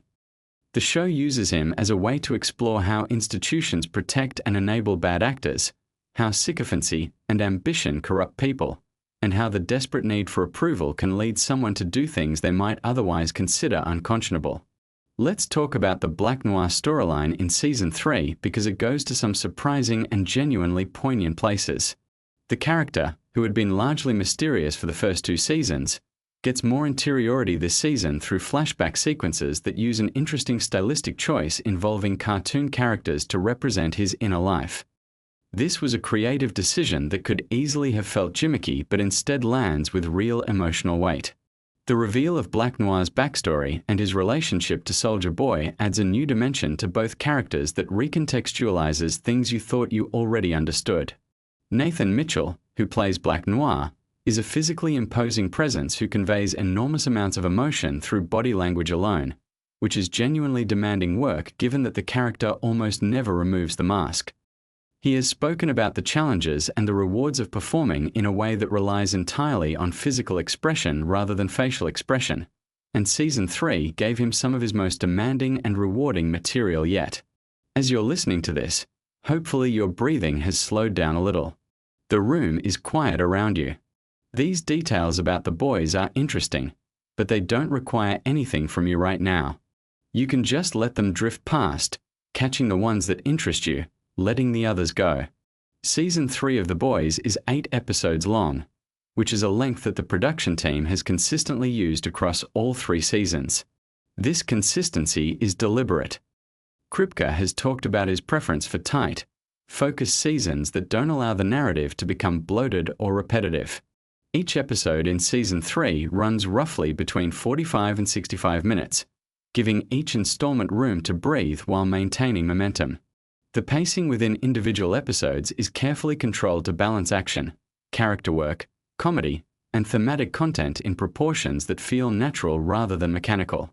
The music in The Boys Season 3 is another area where the show does exceptional work.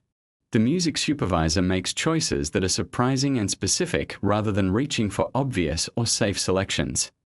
The way songs are deployed in the show often creates meaning through contrast or irony, placing upbeat or familiar music against images and actions that create a dissonance that's both funny and unsettling. This technique has been used memorably across the entire series, but Season 3 finds new variations on it that feel fresh. The show films primarily in Toronto, Canada, which serves as a convincing stand-in for various American locations.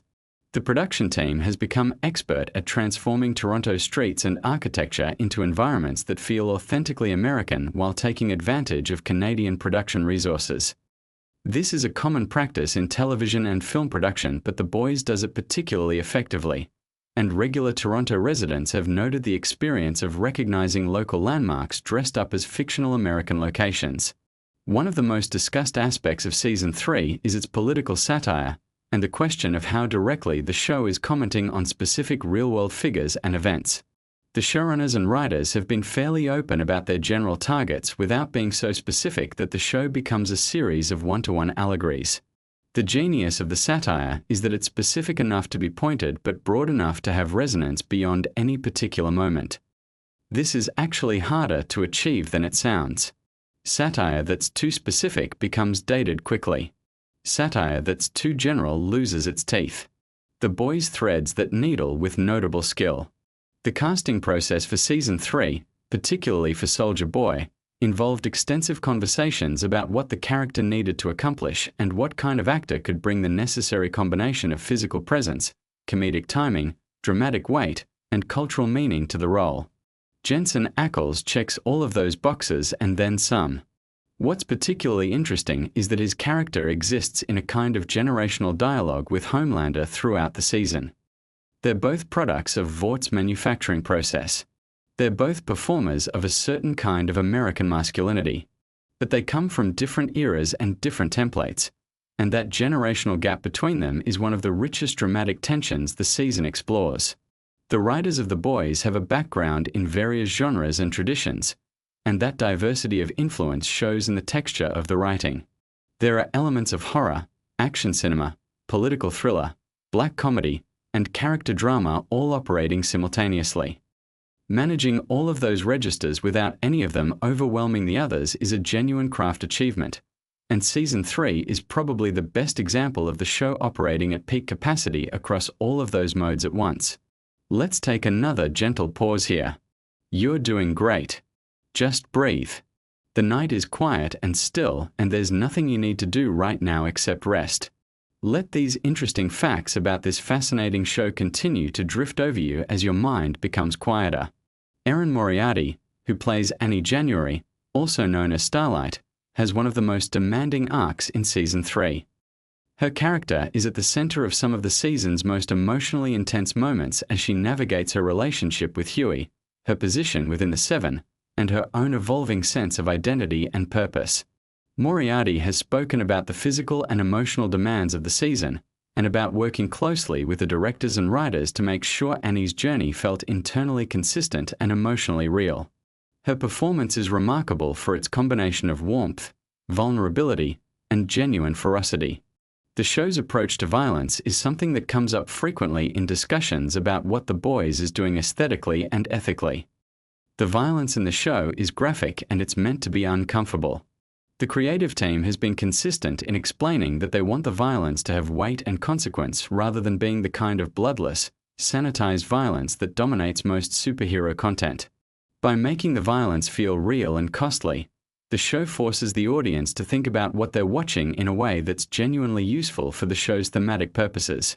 You can't watch The Boys and find the violence entertaining in a simple, uncomplicated way. It always comes with a cost. The relationship between The Boys and the superhero genre more broadly is a genuinely complex one. The show clearly loves superhero stories even as it systematically deconstructs them. Many of the creators and cast members are fans of the genre who see The Boys as a way of engaging with it critically rather than dismissing it. There's a difference between hating something and caring enough about it to examine its assumptions and contradictions. The Boys falls firmly in the latter category, and that genuine engagement with the genre is part of what gives the show its energy and its affection. The production schedule for The Boys Season 3 was complicated by the ongoing effects of the global pandemic, which had disrupted production across the television and film industry.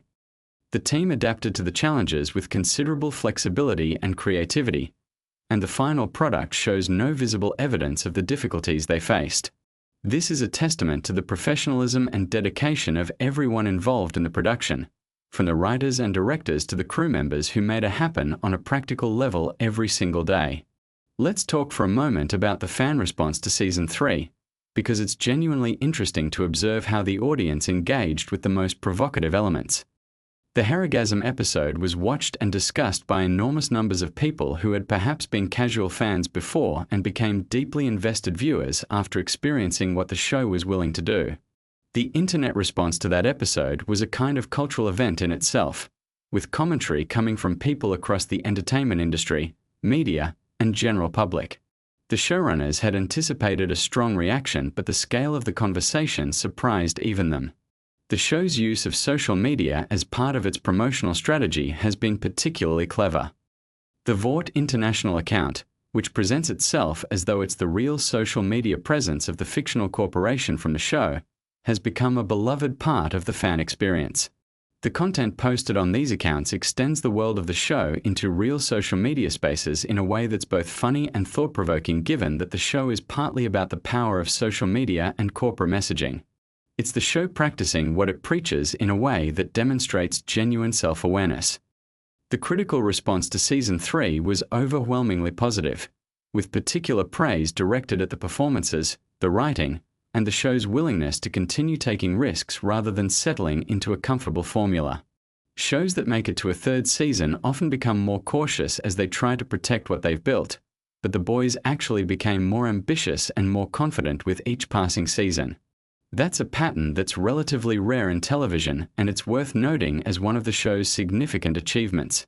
One particularly interesting behind-the-scenes detail from Season 3 involves the writing of the Homelander storyline. The writers have described the process of mapping out his arc as requiring them to constantly think about real-world historical examples of how charismatic but dangerous figures build and maintain power. They read extensively in history and political science to understand the mechanics of what Homelander is doing, which is why his manipulation of public sentiment feels so disturbingly credible. Anthony Starr then took that research and grounded it in an incredibly specific, technically precise performance that never tips over into caricature. The Boys exists in a tradition of satirical fiction that includes everything from Network to DR. Strangelove to Don't Look Up, works that use exaggeration and dark humor to illuminate uncomfortable truths about how power operates and how ordinary people respond to it. What makes The Boys distinctive within that tradition is the combination of its mainstream appeal, its superhero trappings, and its genuine emotional depth. It reaches people who might not normally engage with explicitly political satire because it wraps its arguments in an enormously entertaining package. You're still here, which is wonderful. Hopefully you're quite relaxed by now, maybe drifting a little. That's perfectly fine. Just let the last few details wash over you gently as we wind down this conversation about a show that has so much more going on beneath its spectacular surface. The character of Victoria Newman, played by Claudia Dumont, becomes even more important in Season 3 as her true allegiances and capabilities become clearer. The character is a brilliantly constructed piece of satire about political ambition and the way institutions protect people who are useful to them regardless of what those people have done. Dumont brings a specific kind of controlled intensity to the role that makes Newman consistently compelling even when the character is doing things that are difficult to watch. The show's writers have consistently said that they want the show to be genuinely funny as well as genuinely disturbing, and Season 3 achieves that balance probably better than any previous season. The comedy never undercuts the drama, and the drama never makes the comedy feel inappropriate. They exist simultaneously because that's how life actually works. The most intense and the most absurd things can occupy the same moment, and the ability to reflect that truth is one of the markers of genuinely sophisticated storytelling. As we draw close to the end of tonight's journey through the fascinating details of The Boys Season 3, I want to leave you with something to think about as you drift off into sleep. The show is ultimately about accountability and the absence of it. It's about what happens when power is allowed to operate without consequences, when the stories we tell about strength and heroism are manufactured rather than earned, and when ordinary people try to find ways to hold extraordinary power responsible. Those are questions that have always mattered and will always matter, which is why the show resonates so deeply with so many people. The craft and care that went into Season 3, from the performances to the writing to the visual effects to the production design, represents a remarkable collective achievement. Television is a collaborative medium, and The Boys is one of the best recent examples of what's possible when talented people work together with genuine ambition and genuine respect for their audience. So let that be where we leave things tonight. The lights are low. The information has settled around you like something soft and familiar. You know a little more now about how one of television's most interesting shows was made and what it was trying to do. And there's nothing left for you to do tonight except let your thoughts grow quieter and your breathing grow slower and let the rest of the night carry you somewhere peaceful. Sleep well. You've earned it. Somewhere between waking and sleeping is the perfect place to learn that the most powerful being on Earth got his abilities from a syringe. Not a distant planet, not a radioactive accident, just a very profitable corporation with very few ethical guidelines. The Boys is a show that most people describe as a superhero story, but that description barely scratches the surface of what it actually is. At its core, the whole thing is a really sharp piece of satire. It is asking a question that sounds simple but gets more complicated the longer you sit with it. What would the world actually look like if superheroes were real? And what if they were less concerned with saving people and more concerned with maintaining their brand image?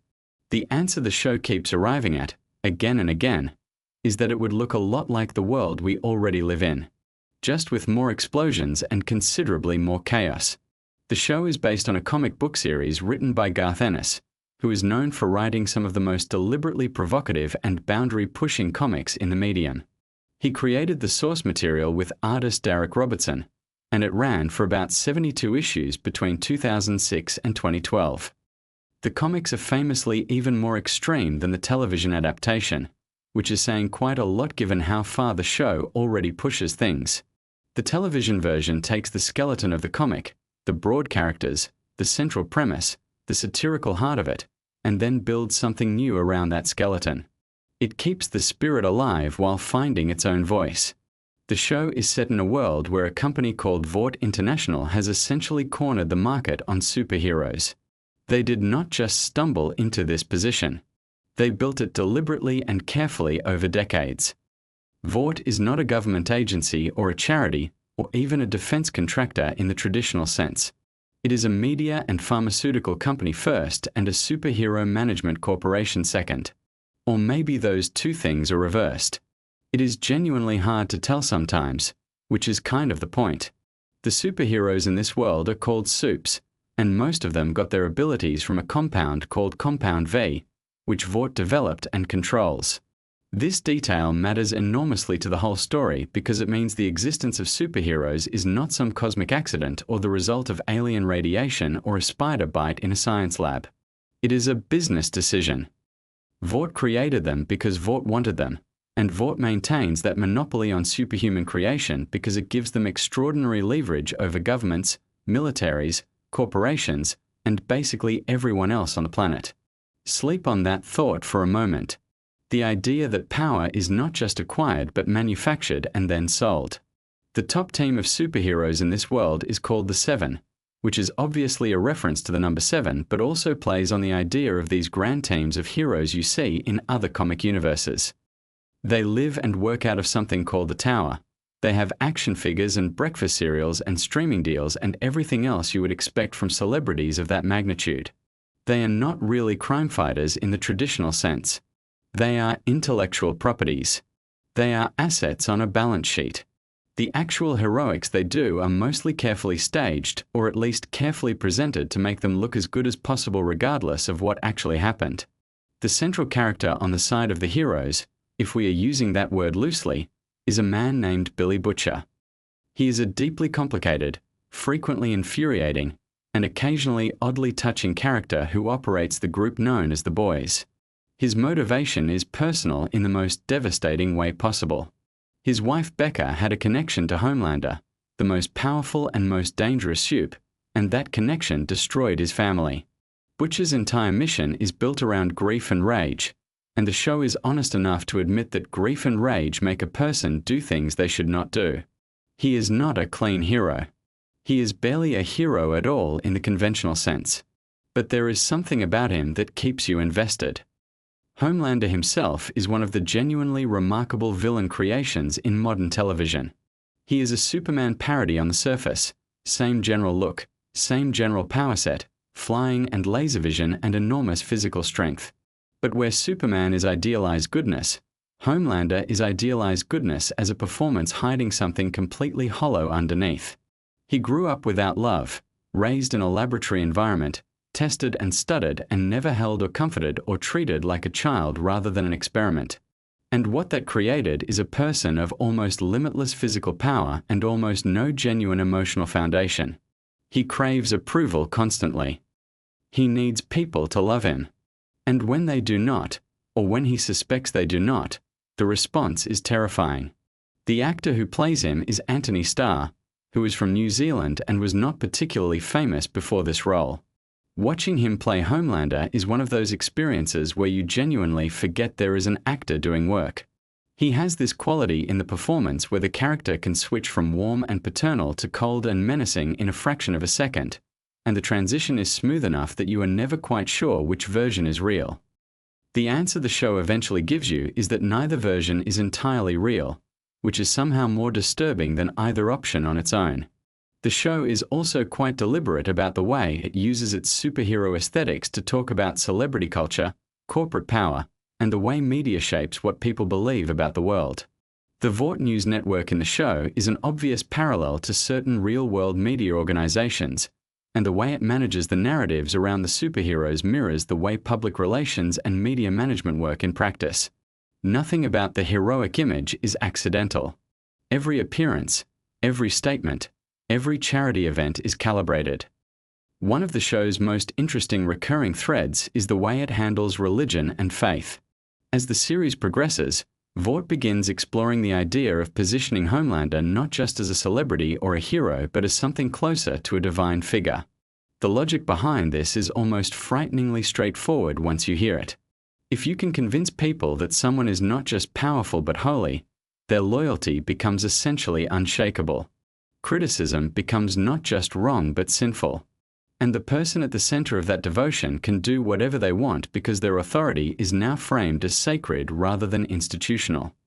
This is why the show is so layered even when it seems like it is just being shocking for its own sake.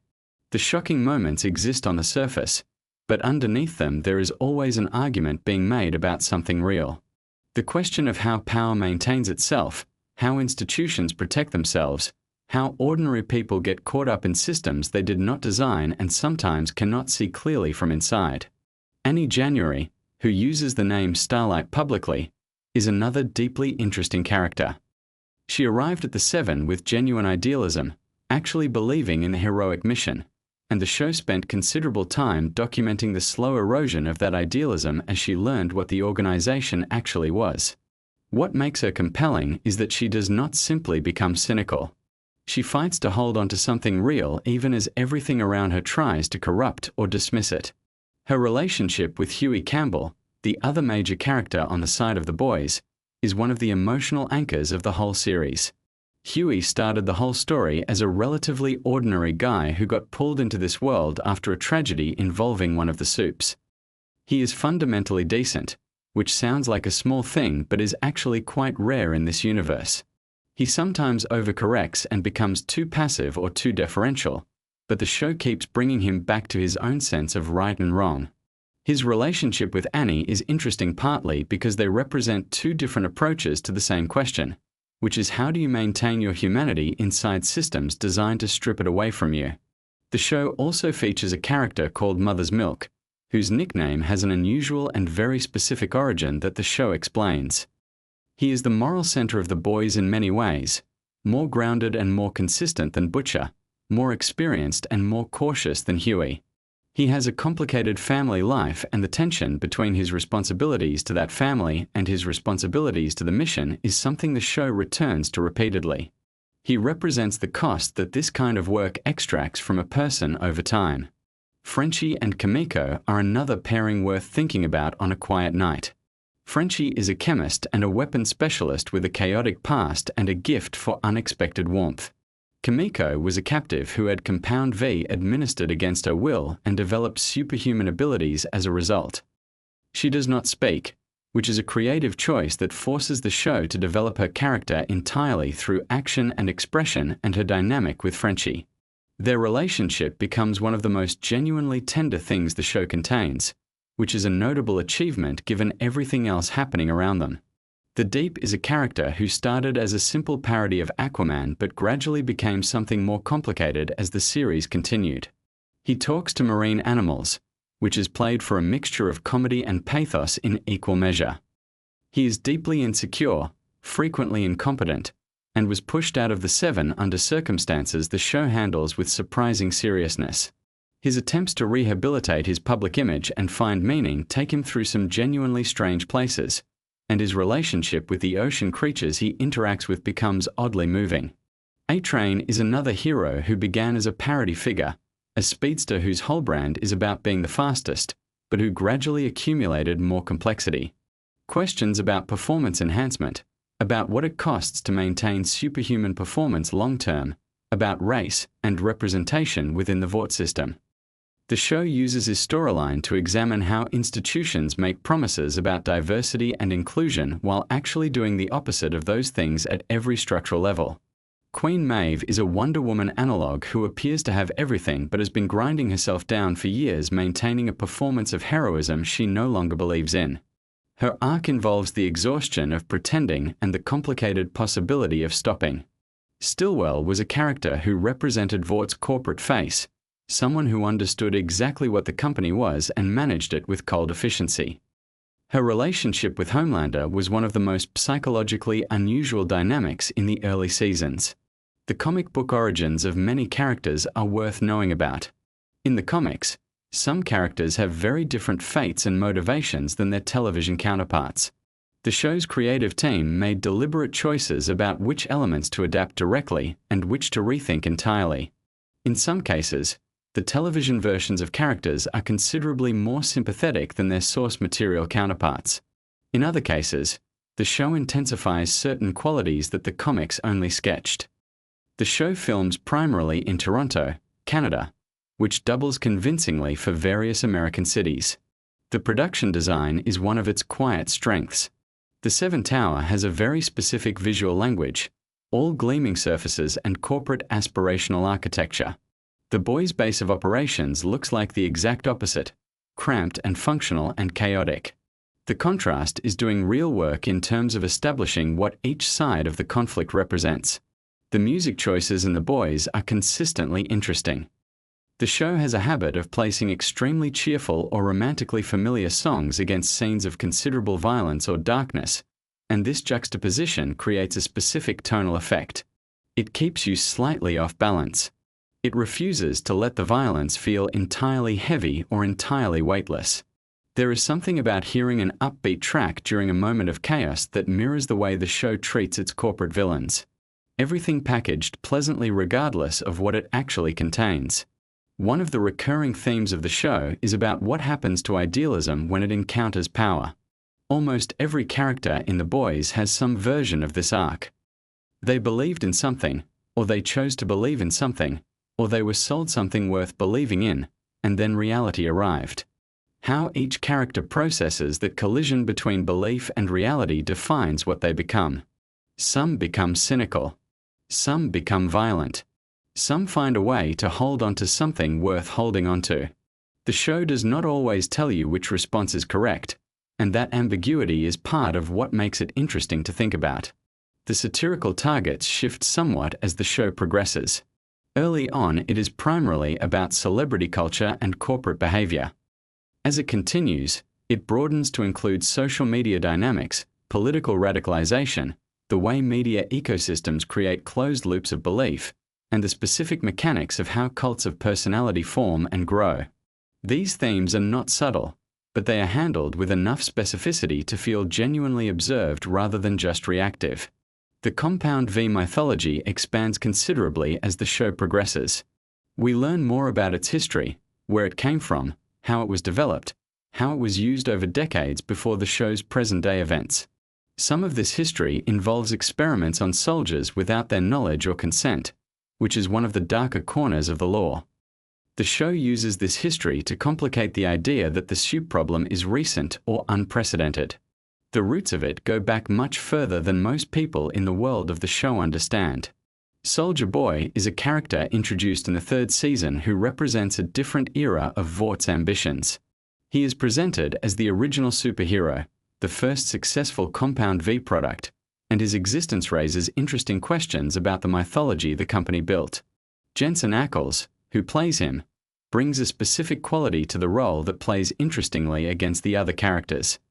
The character's relationship to contemporary events is complicated by the fact that he is essentially a product of a completely different cultural moment who has been thrust into the present without adequate preparation. The Black Noir character has one of the more unusual trajectories in the show, involving questions of identity and what lies beneath the mask in both literal and figurative senses. The Sage character, introduced in later seasons, is fascinating because she represents intelligence weaponized entirely in service of power. She is the smartest person in most rooms but has chosen to deploy that intelligence in ways that raise deep questions about what intelligence without ethics actually produces. The relationship between the boys and Vought is not simply one of good versus evil, though it sometimes appears that way on the surface. The boys operate outside the law, frequently cause collateral damage, make terrible decisions, and have genuine moral failures. Vought is clearly worse in most ways, but the show is interested in the question of whether fighting something makes you like it, whether the methods you choose contaminate the cause you are fighting for. This is not a show with clean heroes and dirty villains. The dirt is distributed fairly widely. As the series moves toward its later seasons, the stakes escalate in ways that feel earned by the groundwork laid earlier. The question of what would happen if someone with Homelander's power and psychological profile accumulated genuine political and religious authority becomes less hypothetical and more immediate. The show starts asking what the end of this story looks like, what the world on the other side of all of this conflict might be, whether anything can actually be fixed or whether certain things once broken stay broken. The show has developed an enormous following that engages with it on multiple levels simultaneously. Some people watch purely for the chaos and spectacle. Some watch for the satire and the commentary. Some watch for the character work and the emotional storylines. The show manages to deliver enough of each of these things to hold all of those audiences. The trick is that none of those layers undermines the others. The satire makes the spectacle more meaningful. The character work makes the satire feel human rather than abstract. The chaos makes the quieter moments land harder by contrast. There is something worth appreciating in the fact that a show this deliberately extreme is also one of the more thoughtfully constructed pieces of television currently being made. It knows what it is saying. It knows why it is saying it. And underneath all the loudness, there is a genuine investment in the question of what ordinary people are supposed to do when the systems they live inside turn out to be corrupt at every level. That question does not have an easy answer. The show knows it does not have an easy answer, but it keeps asking anyway. So as you drift off tonight, let that sit with you gently. A world of impossible powers and entirely human problems. Corporate towers with gleaming facades and rotting interiors. Characters trying to find something worth holding onto in the middle of everything falling apart. The Boys is loud and chaotic and frequently very funny and occasionally genuinely moving. And it is asking questions that do not go away just because the episode ends. Sleep well. The world will still be there in the morning. Superhero optional. What if I told you that one of the most disturbing television shows ever made is actually perfect to fall asleep to? Yeah, I know that sounds completely backwards. The Boys, Amazon Prime's brutally honest superhero satire, just dropped its 4th season, and whether you've watched every episode wide awake or you're someone who loves drifting off to the sound of interesting facts and behind-the-scenes details, you are in exactly the right place tonight. So get comfortable, pull your blanket up, close your eyes if you want, and let me walk you through some of the most fascinating things about the Boys season for that even hardcore fans might not know. We are going deep on the creative choices, the real-world inspirations, the actor experiences, and the little details hidden in plain sight throughout the season. No jump scares, no sudden loud moments, just a calm and thorough journey through one of the most ambitious seasons of television in recent memory. The Boys Season 4 arrived on Prime Video in June of 2024, and from the very first episode it made clear that showrunner Eric Kripke and his team had no intention of pulling any punches. The season picks up in the aftermath of the events of Season 3, with the political and social landscape of the show's universe feeling more relevant and more uncomfortably close to our own reality than ever before. That sense of uncomfortable familiarity is something the creative team has always leaned into, but Season 4 took it to an entirely different level, drawing from headlines, political movements, and cultural anxieties in ways that sparked massive conversations online. One of the most talked about aspects of Season 4 was the character of Homelander, played with terrifying brilliance by Anthony Starr. What many viewers don't realize is how much physical and psychological preparation Anthony Starr puts into each season of this show. For Season 4, Starr has spoken in interviews about the challenge of portraying a character who is simultaneously becoming more unhinged and more powerful. The writing team gave Homelander storylines that pushed the character's narcissism and need for validation to completely new extremes, and Starr had to find ways to make those moments feel authentic rather than cartoonish. The result was a performance that earned enormous critical praise, with many reviewers calling it the best work Starr has done across the entire series. Now here is something genuinely interesting about how the show handles its villain. Kripke and the writers have been very open about the fact that Homelander is deliberately designed to mirror certain real-world figures without being a direct one-to-one copy of any specific person. The goal, as the creative team has explained it, is to capture something more universal about the psychology of unchecked power, about what happens when someone with enormous capabilities is never held accountable and is constantly surrounded by people who either fear them or worship them. That psychological portrait is researched carefully, and the writers have consulted materials on authoritarian personality types, cult dynamics, and the psychology of celebrity to shape how Homelander behaves in Season 4. Speaking of research, the production team for The Boys is known for doing extraordinary amounts of homework before every season. For Season 4, the writers' room reportedly spent months studying political movements, media manipulation tactics, and corporate lobbying practices to ensure the satirical elements of the show felt grounded and specific rather than vague. This is part of why the show resonates so deeply with audiences. It is not just throwing wild ideas at the wall. Every exaggerated moment in The Boys tends to have a real-world anchor point that makes it hit harder than pure fantasy ever could. Let us talk for a moment about the production design of Season 4, because it is genuinely remarkable and not enough people discuss it. The visual world of The Boys has always been meticulously constructed to feel like our world with the volume turned up slightly. In Season 4, the design team put enormous effort into the Vought Corporation's aesthetic, expanding and deepening the visual language of what is essentially the show's central villain organization. The way Vought spaces are designed tells you everything you need to know about how the corporation sees itself. Clean, powerful, aspirational. All chrome and glass and American flags. It is visual propaganda built into architecture, and the production designers made very deliberate choices about every space Vought characters inhabit. The Seven, Vaught's flagship superhero team, got some significant changes in Season 4, and the costume and makeup departments had their hands full keeping up with the evolving nature of each character. The superhero suits in The Boys are not spandex and foam rubber. They are incredibly intricate garments made from high-quality materials that have to be both visually impressive on camera and functional enough for the actors to actually move in. Each suit reportedly takes weeks to construct and thousands of dollars worth of materials. When characters get new suit variations or when suits need to show damage and wear, the costume team essentially has to build entirely new pieces rather than simply modifying existing ones.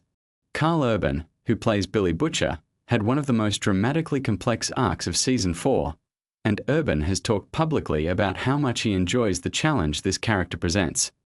Butcher is a character defined by contradiction. He is brutal and manipulative and genuinely dangerous, but there is also something deeply wounded and human at his core, and Urban works hard to keep both of those things visible simultaneously. For Season 4 in particular, the writing gave Butcher storylines dealing with mortality and legacy that required Urban to bring genuine emotional weight to scenes that could easily have felt melodramatic in less skilled hands. It is the kind of writing and performance combination that elevates genre television into something that genuinely matters. Here is a detail many casual viewers miss. The Boys is actually an adaptation of a comic book series created by Garth Ennis and Derek Robertson, published by Wildstorm and later Dynamite Entertainment between 2006 and 2012. The show has always taken significant liberties with its source material, expanding, changing, and sometimes entirely reimagining characters and storylines. By Season 4, the television version has diverged so substantially from the comics that viewers who have read the original source material are often just as surprised by plot developments as those who have never picked up a single issue. This is a conscious choice by the showrunners, who wanted the series to be its own living thing rather than simply a faithful adaptation. The relationship between the comic and the show is actually a fascinating study in how source material can be honored in spirit, while being radically transformed in execution. Garth Ennis, the original comics writer, has been publicly supportive of the television adaptation even though it takes the story in very different directions. Part of what makes this interesting is that Ennis himself was writing a satirical critique of superhero culture, corporate power, and American exceptionalism back in the mid-2000s, and Kripke's team has found ways to update those themes for a very different cultural moment while keeping the core provocative energy of the original work intact. Now let us drift into something a little more technical and perhaps more soothing to think about. The visual effects work on The Boys Season 4 is staggering in its scale and ambition.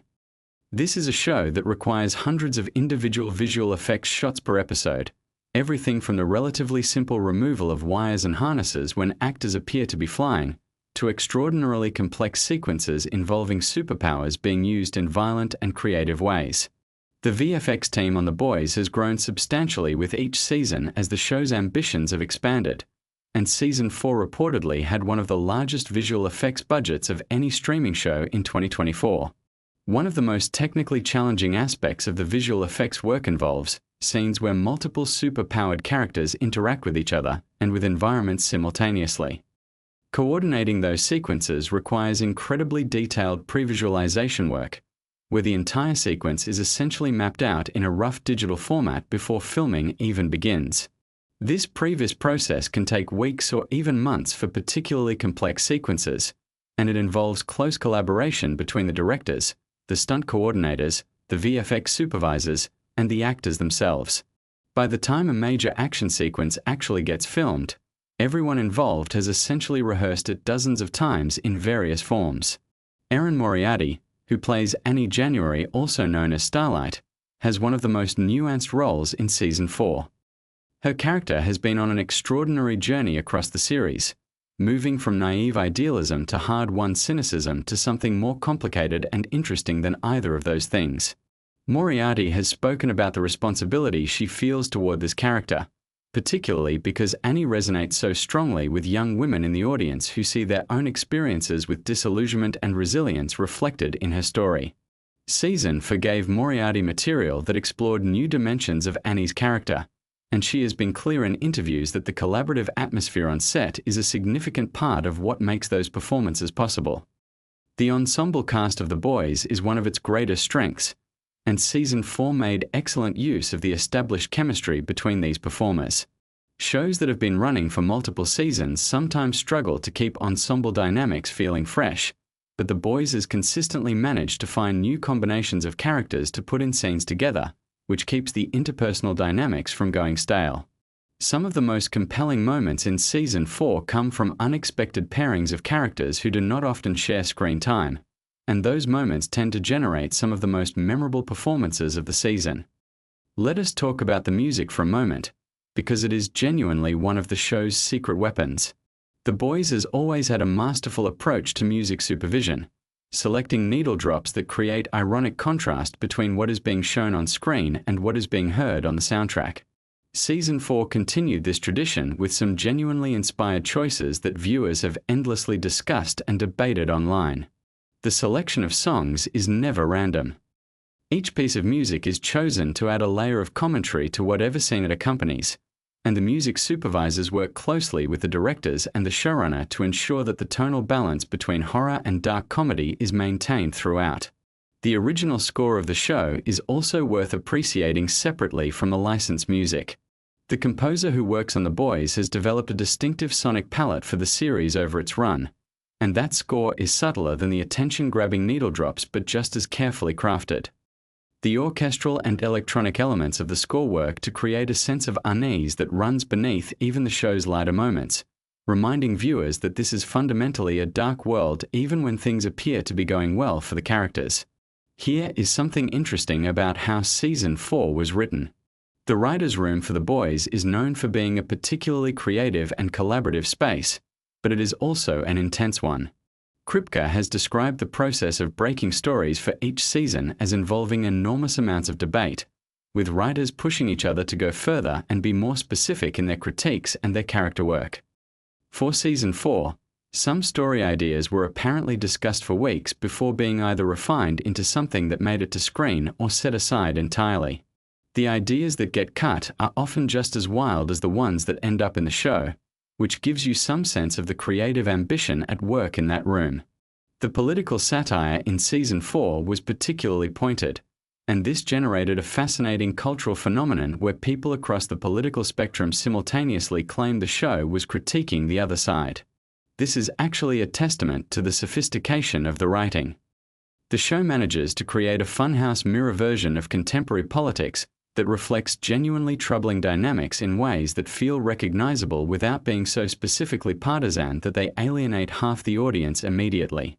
Kripke has talked about this balance in numerous interviews, describing it as one of the ongoing creative challenges of making the show. Now, as you settle in and let your breathing slow down a little, let me tell you about the filming locations for Season 4. The Boys is primarily filmed in Toronto, Canada, which stands in for various American cities throughout the show's run. The production makes extensive use of Toronto's diverse architecture and neighborhoods, along with studio work at the city's major production facilities. For Season 4, the production reportedly used a wider variety of locations than previous seasons, partly to reflect the expanding scope of the story and partly to keep the visual experience of the show feeling fresh. Location scouts for a production like The Boys have an extraordinarily detailed job, finding spaces that can plausibly represent specific American settings while also being practical for filming. The stunt work in The Boys deserves its own dedicated appreciation. The stunt coordinators on this show are responsible for designing and executing some of the most creative and violent action sequences on television, and they do so while ensuring the safety of everyone involved.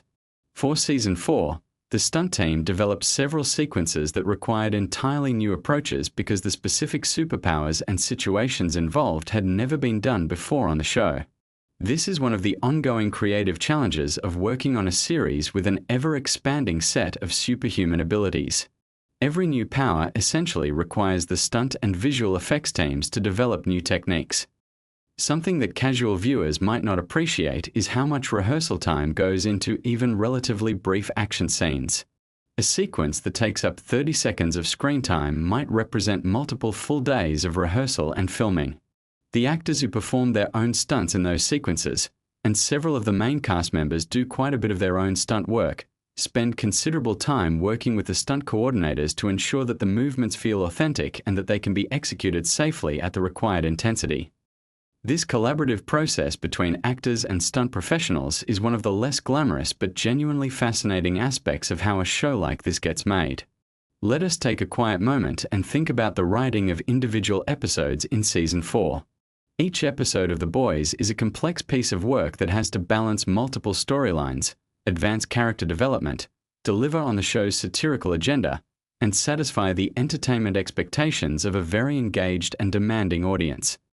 The writers who work on individual episodes bring different strengths to the table, and the variation in tone between episodes is often a reflection of which writer or writing team took the lead on a particular installment. Some episodes lean harder into the dark comedy, others into the horror elements, and still others prioritize emotional character work. The skill of the showrunner lies in making all of those variations feel like part of a coherent whole. The directors of Season 4 came from a variety of backgrounds, and bringing in different directorial perspectives is a deliberate strategy on prestige television productions like this one. Each director brings their own visual sensibility and interpretive approach to the material, while working within the established look and feel of the show. The challenge for directors joining an ongoing series is understanding and honoring what has come before while also bringing something genuinely fresh to their episodes. The Boys has been successful at this balancing act because the showrunners are very clear about the fundamental visual and tonal rules of the series, while also giving directors meaningful creative latitude within those parameters. One of the most discussed aspects of Season 4 was its exploration of found family dynamics and the way that trauma shapes bonds between people. The core group of characters around Billy Butcher has always functioned as a kind of broken family. People who have been hurt by the world in specific ways and who have found each other partly out of necessity and partly out of something more genuine. Season 4 pushed these dynamics in new directions, testing the bonds between characters in ways that felt emotionally authentic rather than contrived. This is the kind of emotional work that separates shows that are merely entertaining from shows that leave a lasting impression on audiences. The casting of guest and recurring characters in Season 4 was handled with particular care. The show has always made excellent use of its supporting cast, and Season 4 introduced some new characters who were received warmly by audiences and critics alike. The casting process for a show like The Boys involves finding actors who can match the very specific energy the series requires, which is a delicate combination of dramatic capability, comedic timing, physical presence, and the willingness to commit fully to material that can be quite extreme. The casting directors who work on the show have developed a strong sense of what The Boys needs from its performers, and that institutional knowledge shows in the consistency of the casting quality.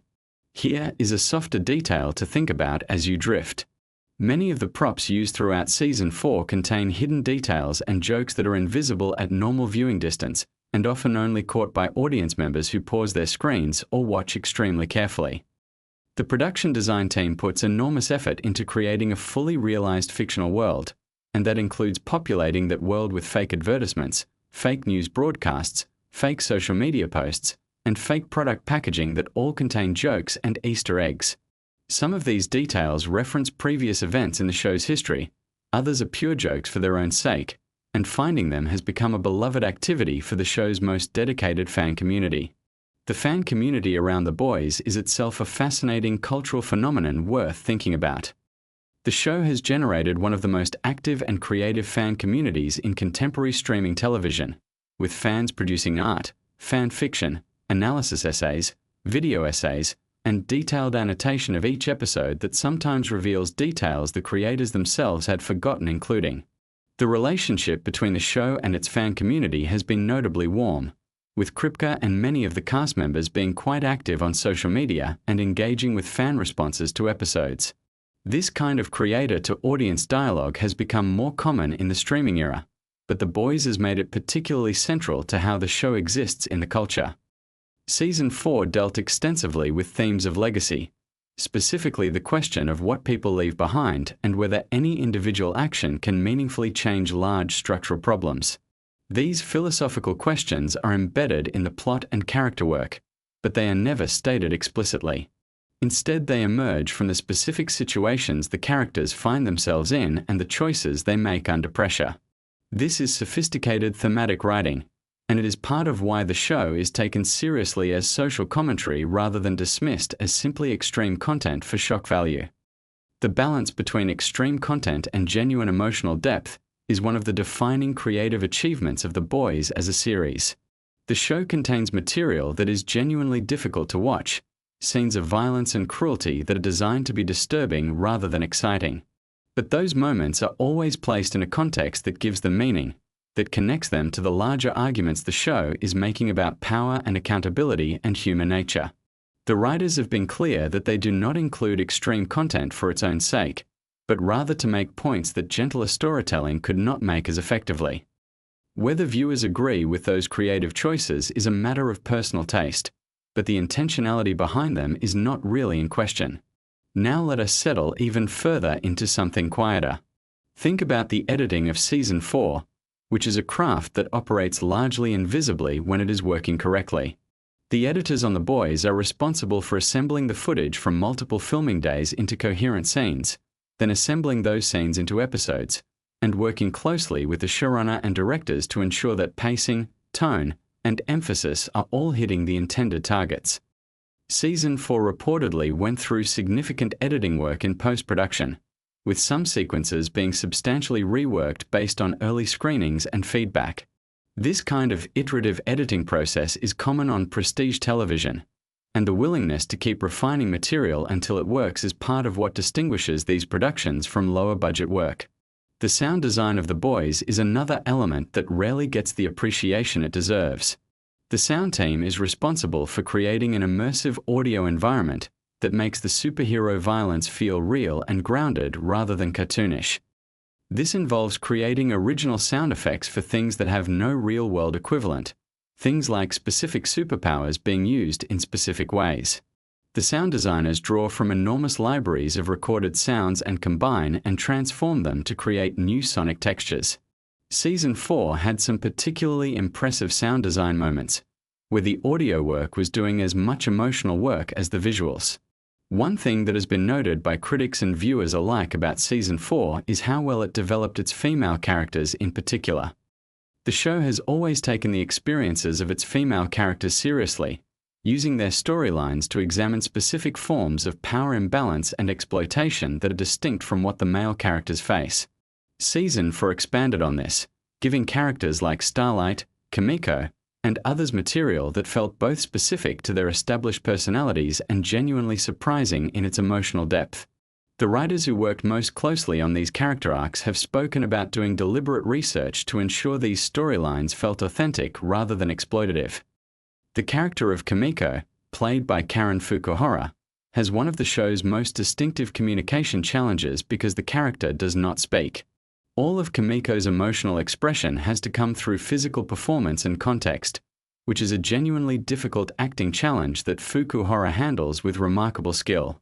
Season forgave Fukuhara material that expanded the emotional range of this character in ways that were visually inventive and emotionally resonant, and the work she does is consistently cited by critics as one of the show's underappreciated strengths. Let the thoughts drift a little now, like leaves moving slow across water. The Boys is a show that asks its audience to sit with discomfort, to recognize things about the world we live in reflected in its distorted mirror, and to keep watching even when what is being shown is not pleasant. That is a challenging proposition, and the fact that millions of people have accepted that invitation season after season speaks to something real about the quality and the relevance of the work. Season 4 deepened that relationship with its audience, delivering a season that was darker and more emotionally ambitious than its predecessors while never losing the irreverent energy that made the show compelling in the first place. There is something worth appreciating about how long-form television storytelling works at its best.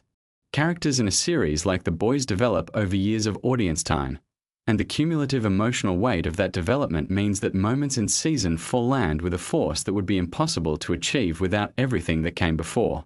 When a character makes a choice that reflects who they have become over 4 seasons of story, the impact of that moment is multiplied by all of the history the audience brings to it. This is the specific gift of serialized storytelling, and The Boys uses it with genuine sophistication. As you settle deeper and the words become more like soft sounds than things you have to actively process, consider this.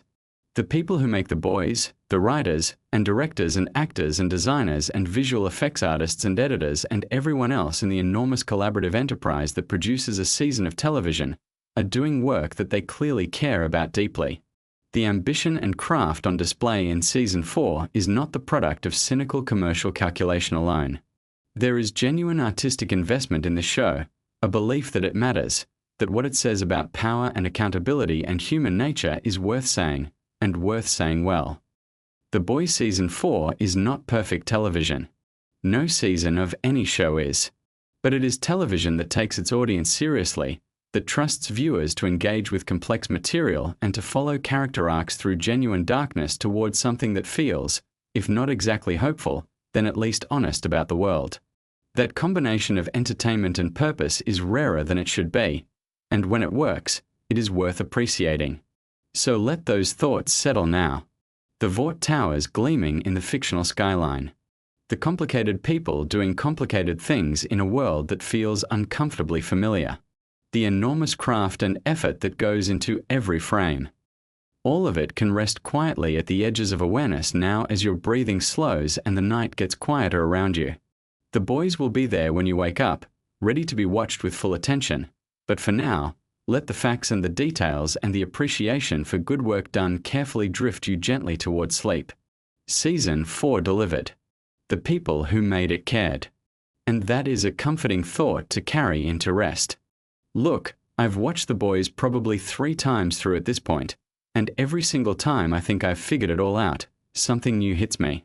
A piece of trivia, a behind-the-scenes detail, a connection I completely missed.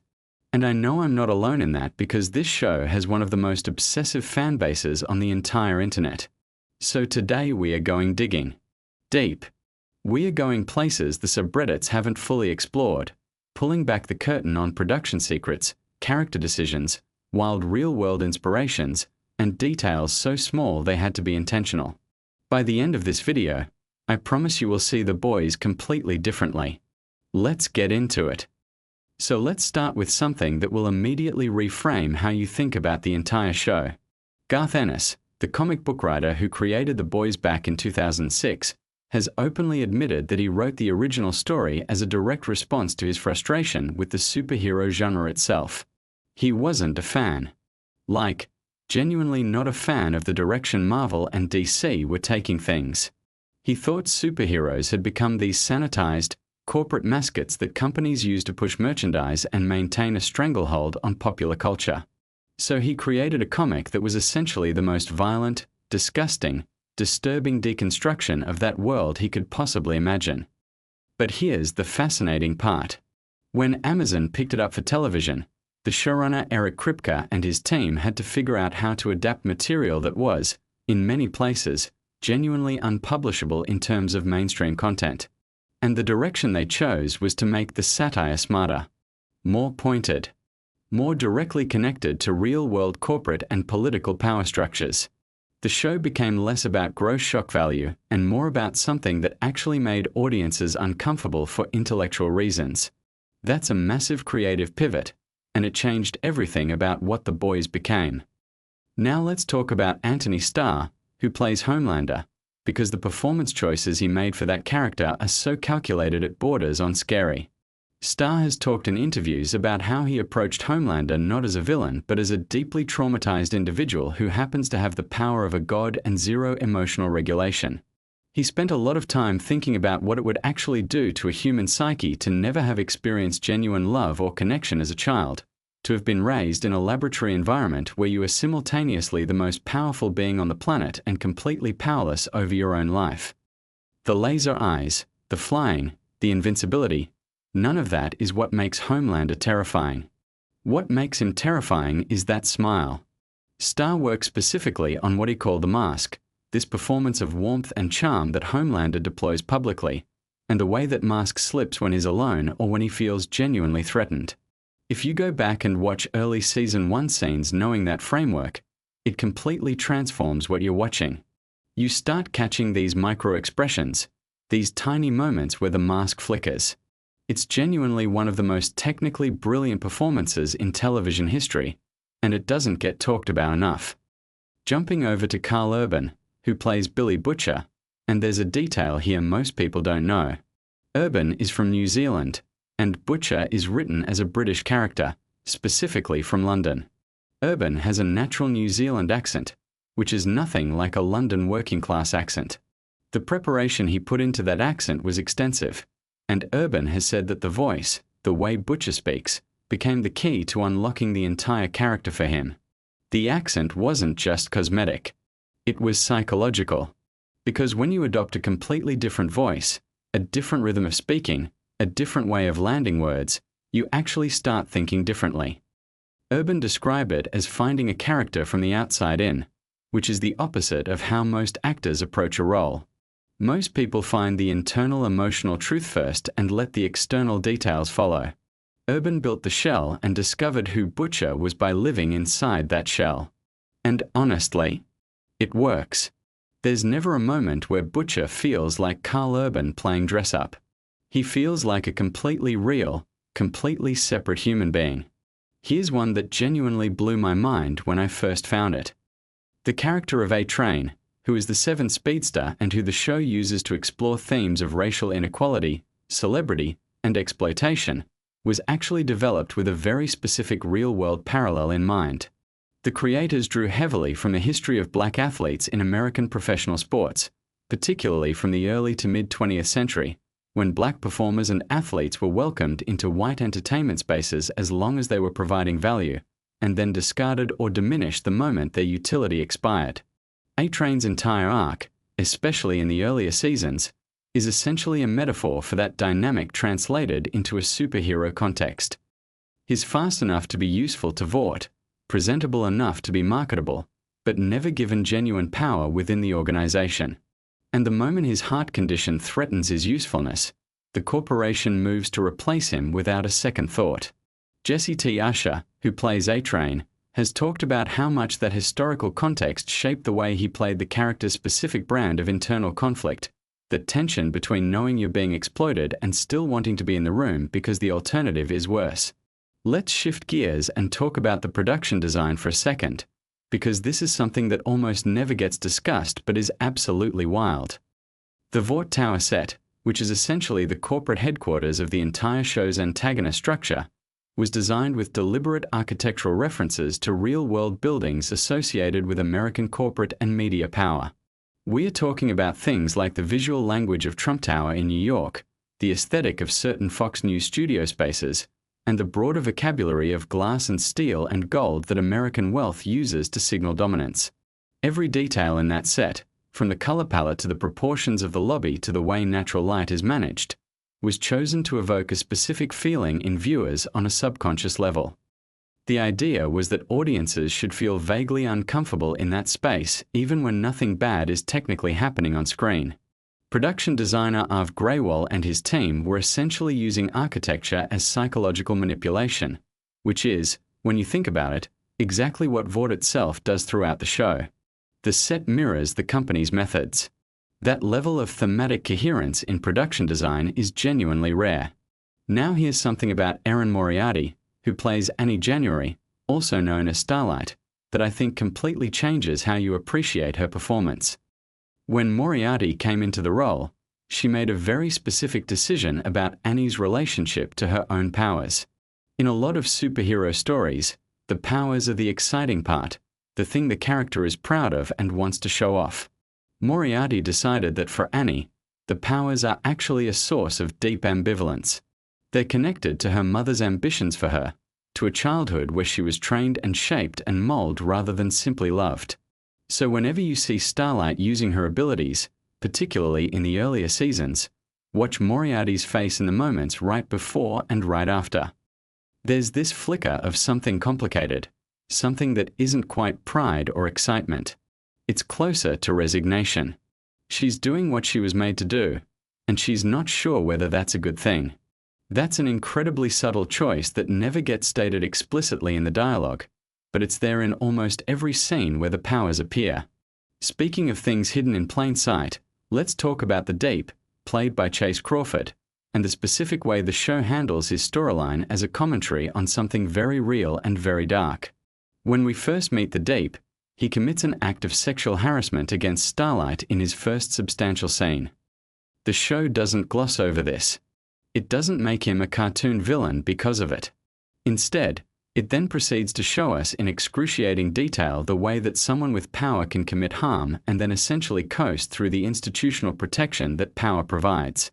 The Deep is demoted, sent to a smaller market, publicly embarrassed, but never actually held fully accountable in any meaningful way. He retains his celebrity. He retains his powers. He retains access to the same circles of power that enabled his behavior in the first place. The writers have confirmed that this arc was directly inspired by the patterns that emerged from the Me Too movement's exposure of how power structures protect predators through partial accountability, enough consequence to create the appearance of justice, not enough to actually change anything. All right, now we are going to get into some production facts that are just objectively insane. The show films primarily in Toronto, Canada, which means that the version of America you see in The Boys is actually built from scratch on Canadian soil. The attention to detail required to make Toronto feel like it could be anywhere in the United States is genuinely staggering. We are talking about extensive set dressing, prop work, and location scouting to find the right buildings and streets and spaces. But there's a layer to this that's almost poetically fitting. The Boys is a show about how America presents a carefully constructed image of itself to the world, an image of heroism and freedom and exceptionalism that masks something much uglier underneath. And the version of America in the show is itself a carefully constructed image built in a completely different country. The artificiality of the production location mirrors the artificiality of the world it's depicting. Whether that's intentional or just a happy accident of budget and tax incentives, I genuinely do not know. But it's hard not to find that meaningful. Let's talk about Compound V for a second, because the mythology around it in the show is based on something that might surprise you. The idea of a substance that can confer superhuman abilities, that is addictive, that corporations would kill to control, and that has unpredictable and sometimes devastating effects on people who receive it, draws on a very real historical tradition of pharmaceutical and medical experimentation on vulnerable populations. Kripke and the writers have pointed specifically to the history of unethical medical trials, the use of prisoners, soldiers, and people without full informed consent as test subjects for experimental treatments and drugs. The Nuremberg Code, established after World War II to prevent exactly this kind of abuse, exists because these things actually happened. Compound V is a fictional substance, but the power dynamics around it, the secrecy, the corporate motivation, the exploitation of people who have no real choice, those are pulled directly from documented history. The show is asking you to recognize the real world in its fictional horror, which is what the best satire always does. Now I want to talk about something that almost never comes up in discussions of this show, which is the music supervision. The Boys has an absolutely impeccable soundtrack, and the song choices are never accidental. The show uses a technique where it deliberately selects music that creates ironic contrast with what's happening on screen. You'll hear a warm, nostalgic classic rock track playing over something genuinely horrific, or a cheerful pop song accompanying something morally devastating. This isn't just for shock value. It's designed to replicate the experience of consuming corporate media. Think about it. When you watch a feel-good advertisement for a massive corporation, the music is warm and human and emotional. It's designed to make you associate positive feelings with the brand, regardless of what that corporation might actually be doing. The Boys uses that same trick but inverts your awareness of it. You're hearing the manipulation as it happens and recognizing it, which is the entire point of the show. The music supervision team on this show deserves so much more recognition than they receive. Here's a fact about Jensen Ackles joining the show as Soldier Boy that most people know, but what fewer people know is the specific context of why his casting was so narratively brilliant. Ackles spent 15 years playing Dean Winchester in Supernatural, which was also created by Eric Kripke. So when Ackles shows up in The Boys playing a character who is essentially a corrupted, toxic version of the heroic archetype, a character who represents everything dangerous about old-school American masculine mythology, there's a layer of meta-commentary happening that the audience can feel even if they don't fully articulate it. The man who spent over a decade as television's most beloved monster-fighting hero is now playing the monster. The hero has been revealed as a legacy of violence and ego and entitlement that has been sustained by nostalgia and institutional power rather than actual virtue. Kripke has been pretty coy about how intentional this casting choice was in terms of that meta layer, but it's hard to believe it wasn't at least part of the conversation. Let's switch to something about the show's approach to religion, because this is an area where the writing is actually a lot more sophisticated than it gets credit for. The Boys doesn't simply mock religion. That would be easy and cheap. What it actually does is examine the relationship between genuine faith and institutional power. Many of the show's characters who have sincere religious beliefs, like Annie at the beginning of her arc, are depicted with real empathy. Their faith is shown as authentic and meaningful. What the show skewers is not belief itself, but the way that organized religious institutions and corporate entities co-opt the language and aesthetics of faith to consolidate power and control populations. Vought doesn't hate religion. Vought loves religion because religion is an existing system for generating loyalty and compliance, and Vought is very good at plugging into existing systems. That distinction between faith as a genuine human experience and religion as a corporate tool is one of the most intellectually honest things about a show that is otherwise extremely comfortable being over the top. Now here's something about the stunt work and action choreography that I think deserves way more attention. The show has a philosophy about superhero violence that is directly opposed to most of the genre. In Marvel and DC films, superhero violence is typically presented as spectacular and consequence-free. Cities get destroyed, people get thrown through buildings, and the emotional register is excitement and awe. In The Boys, physical violence is almost always presented as grotesque, chaotic, and deeply human in its horror. When someone gets hurt in this show, it looks and sounds and feels like something terrible has happened to a real person. The action choreography team specifically works to strip away the cinematic glamour that usually surrounds superhero combat. The goal is to make you feel the wrongness of what you're watching rather than the excitement of it. This is why the show's most violent scenes are so hard to look away from even when they're deeply uncomfortable. It's not spectacle. It's something closer to tragedy. Here's a wild behind-the-scenes fact that connects the show to real-world corporate behavior in a way that feels almost too on the nose. During the production of one of the seasons, Amazon, which is of course the streaming platform that produces The Boys, a show that is fundamentally a critique of massive corporate power and the way corporations exploit people, was simultaneously being criticized for its own labor practices and working conditions for warehouse employees. The fact that a show this pointed in its corporate satire is produced by and generates profit for one of the world's most powerful corporations was not lost on Kripke, who has made somewhat joking but also not entirely joking comments about the irony. He's referred to The Boys as being like a band that gets to play the most rebellious punk music possible on the biggest stage in the world, which is either an amazing creative situation or a profound example of exactly the kind of co-optation the show is criticizing. Possibly both simultaneously. Let's talk about the character development pipeline, specifically how the writer's room approaches the evolution of characters across seasons. One of the things that makes The Boys distinctive is that character arcs are not written to be inspirational in the traditional sense. In most television, even dark television, characters generally move toward growth, toward healing, toward some version of being better. The Boys is genuinely committed to the idea that trauma, systemic pressure, and power do not produce better people. They produce people who are broken in different configurations.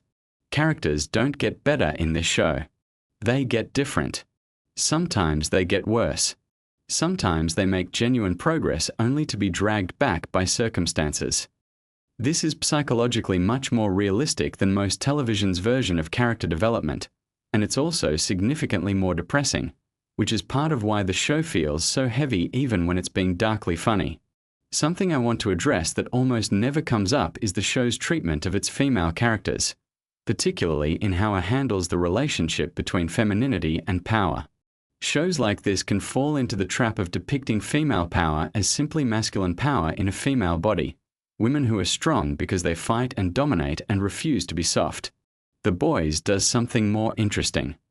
Characters like Starlight, Queen Maeve, and even in her warped way Stormfront, wield power in ways that are explicitly connected to their identities as women. The way they're expected to perform femininity for the public, the way their power is always filtered through public perception of their gender, the way they're simultaneously hypervisible and dismissed.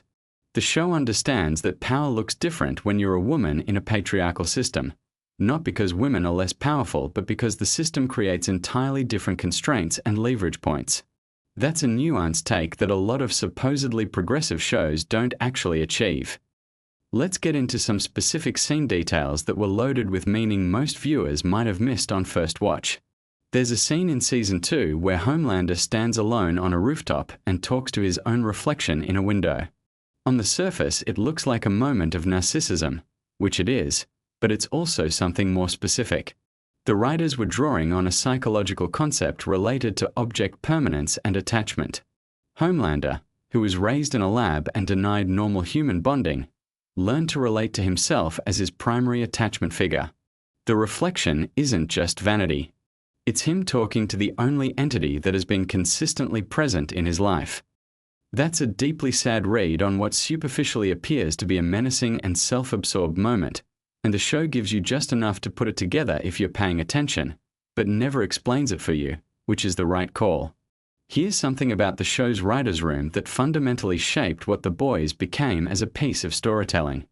Kripke made a deliberate decision to hire writers from very different backgrounds, not just television writers but people with roots in journalism, political commentary, comedy, and long-form fiction.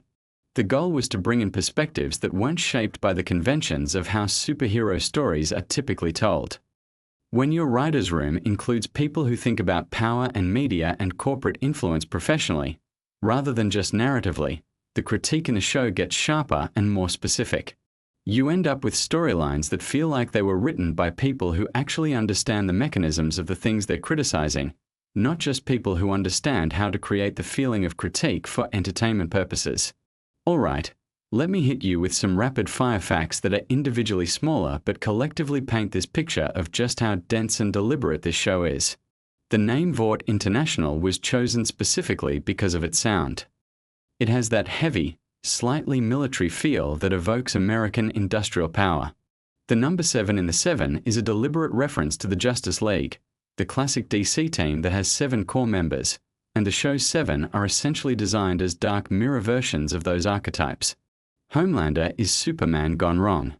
The Deep is Aquaman with the societal awkwardness dialed to maximum. Queen Maeve is Wonder Woman filtered through a story of crushed idealism.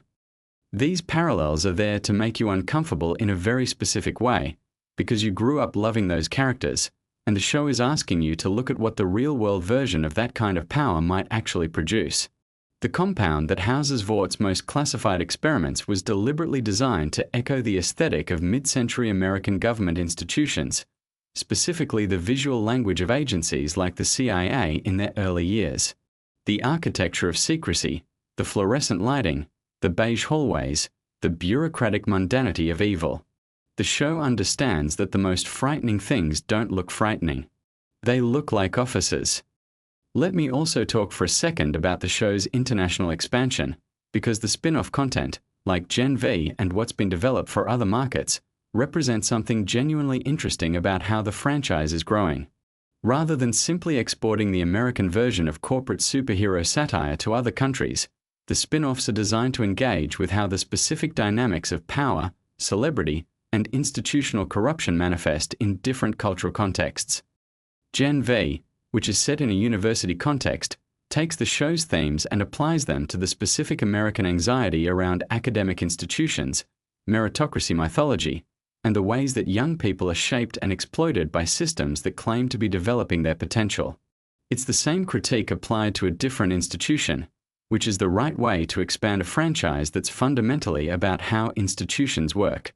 One more deep dive before we get to the end, and this one is about something that operates almost entirely below the level of conscious recognition for most viewers. The sound design of The Boys is doing a tremendous amount of work in every scene. The way the show mixes ambient corporate sound, the hum of fluorescent lights, the ambient noise of the city, the specific acoustic quality of different spaces, is used to create subliminal feelings of unease or comfort or confinement. The Vought Tower interior sounds different from the street-level world of Butcher and The Boys, and those sonic differences are there to reinforce the class and power distinctions the show is dramatizing. When you're inside the system, it sounds a certain way. When you're outside it, it sounds different. Most viewers will never consciously notice this, but they'll feel it, and that feeling shapes how they interpret everything that happens in those spaces. There's something I want to close on that I think is the most important fact about The Boys that almost nobody talks about, which is that the show is ultimately about the relationship between audiences and the stories they consume. Every time you watch a superhero movie and feel the dopamine hit of the hero winning, of justice being served, of the good guys triumphing, you're participating in a kind of mass cultural experience that The Boys is trying to make you think critically about. Not because there's anything wrong with enjoying those stories, but because those stories shape our expectations of what power should look like and how justice should work. And when those expectations meet the real world, they can leave us confused and unprepared for how messy and ambiguous and institutional actual power is. The show is asking its audience to be smarter consumers of the stories they're told. Not to stop enjoying stories, but to understand that stories always have an agenda, whether that's the explicit propaganda of Vaught's superhero media machine or the subtler agenda of the actual entertainment industry producing the content you watch for relaxation. That's a genuinely challenging and uncomfortable thing to sit with, which is exactly why The Boys keeps you coming back. The fact that a show this intellectually pointed has become one of the most watched programs in streaming history is either a sign that audiences are hungry for this kind of challenge, or it's the most elaborate example of the show's own themes playing out in real time. A piece of revolutionary content being consumed at massive scale, generating profit for a corporation, becoming another piece of the entertainment machine it claims to critique. Maybe both things are true. Maybe that tension is the whole point. Kripke might be the most honest person in the room, making art about the room he's standing in while fully acknowledging that he's standing in it. The Boys isn't just a show about superheroes being terrible. It's a funhouse mirror held up to every system of power we've decided to trust. And if you weren't already watching it with that frame in mind, I hope this video changed that for you.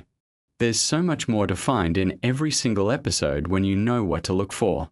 If you dug this breakdown, hit that like button and subscribe because I go this deep on shows, films, and stories all the time, and this is genuinely just the tip of the iceberg. Drop in the comments what detail from the show you think most people sleep on. I read all of them and I want to know what you've caught that I might have missed. I'll see you in the next one.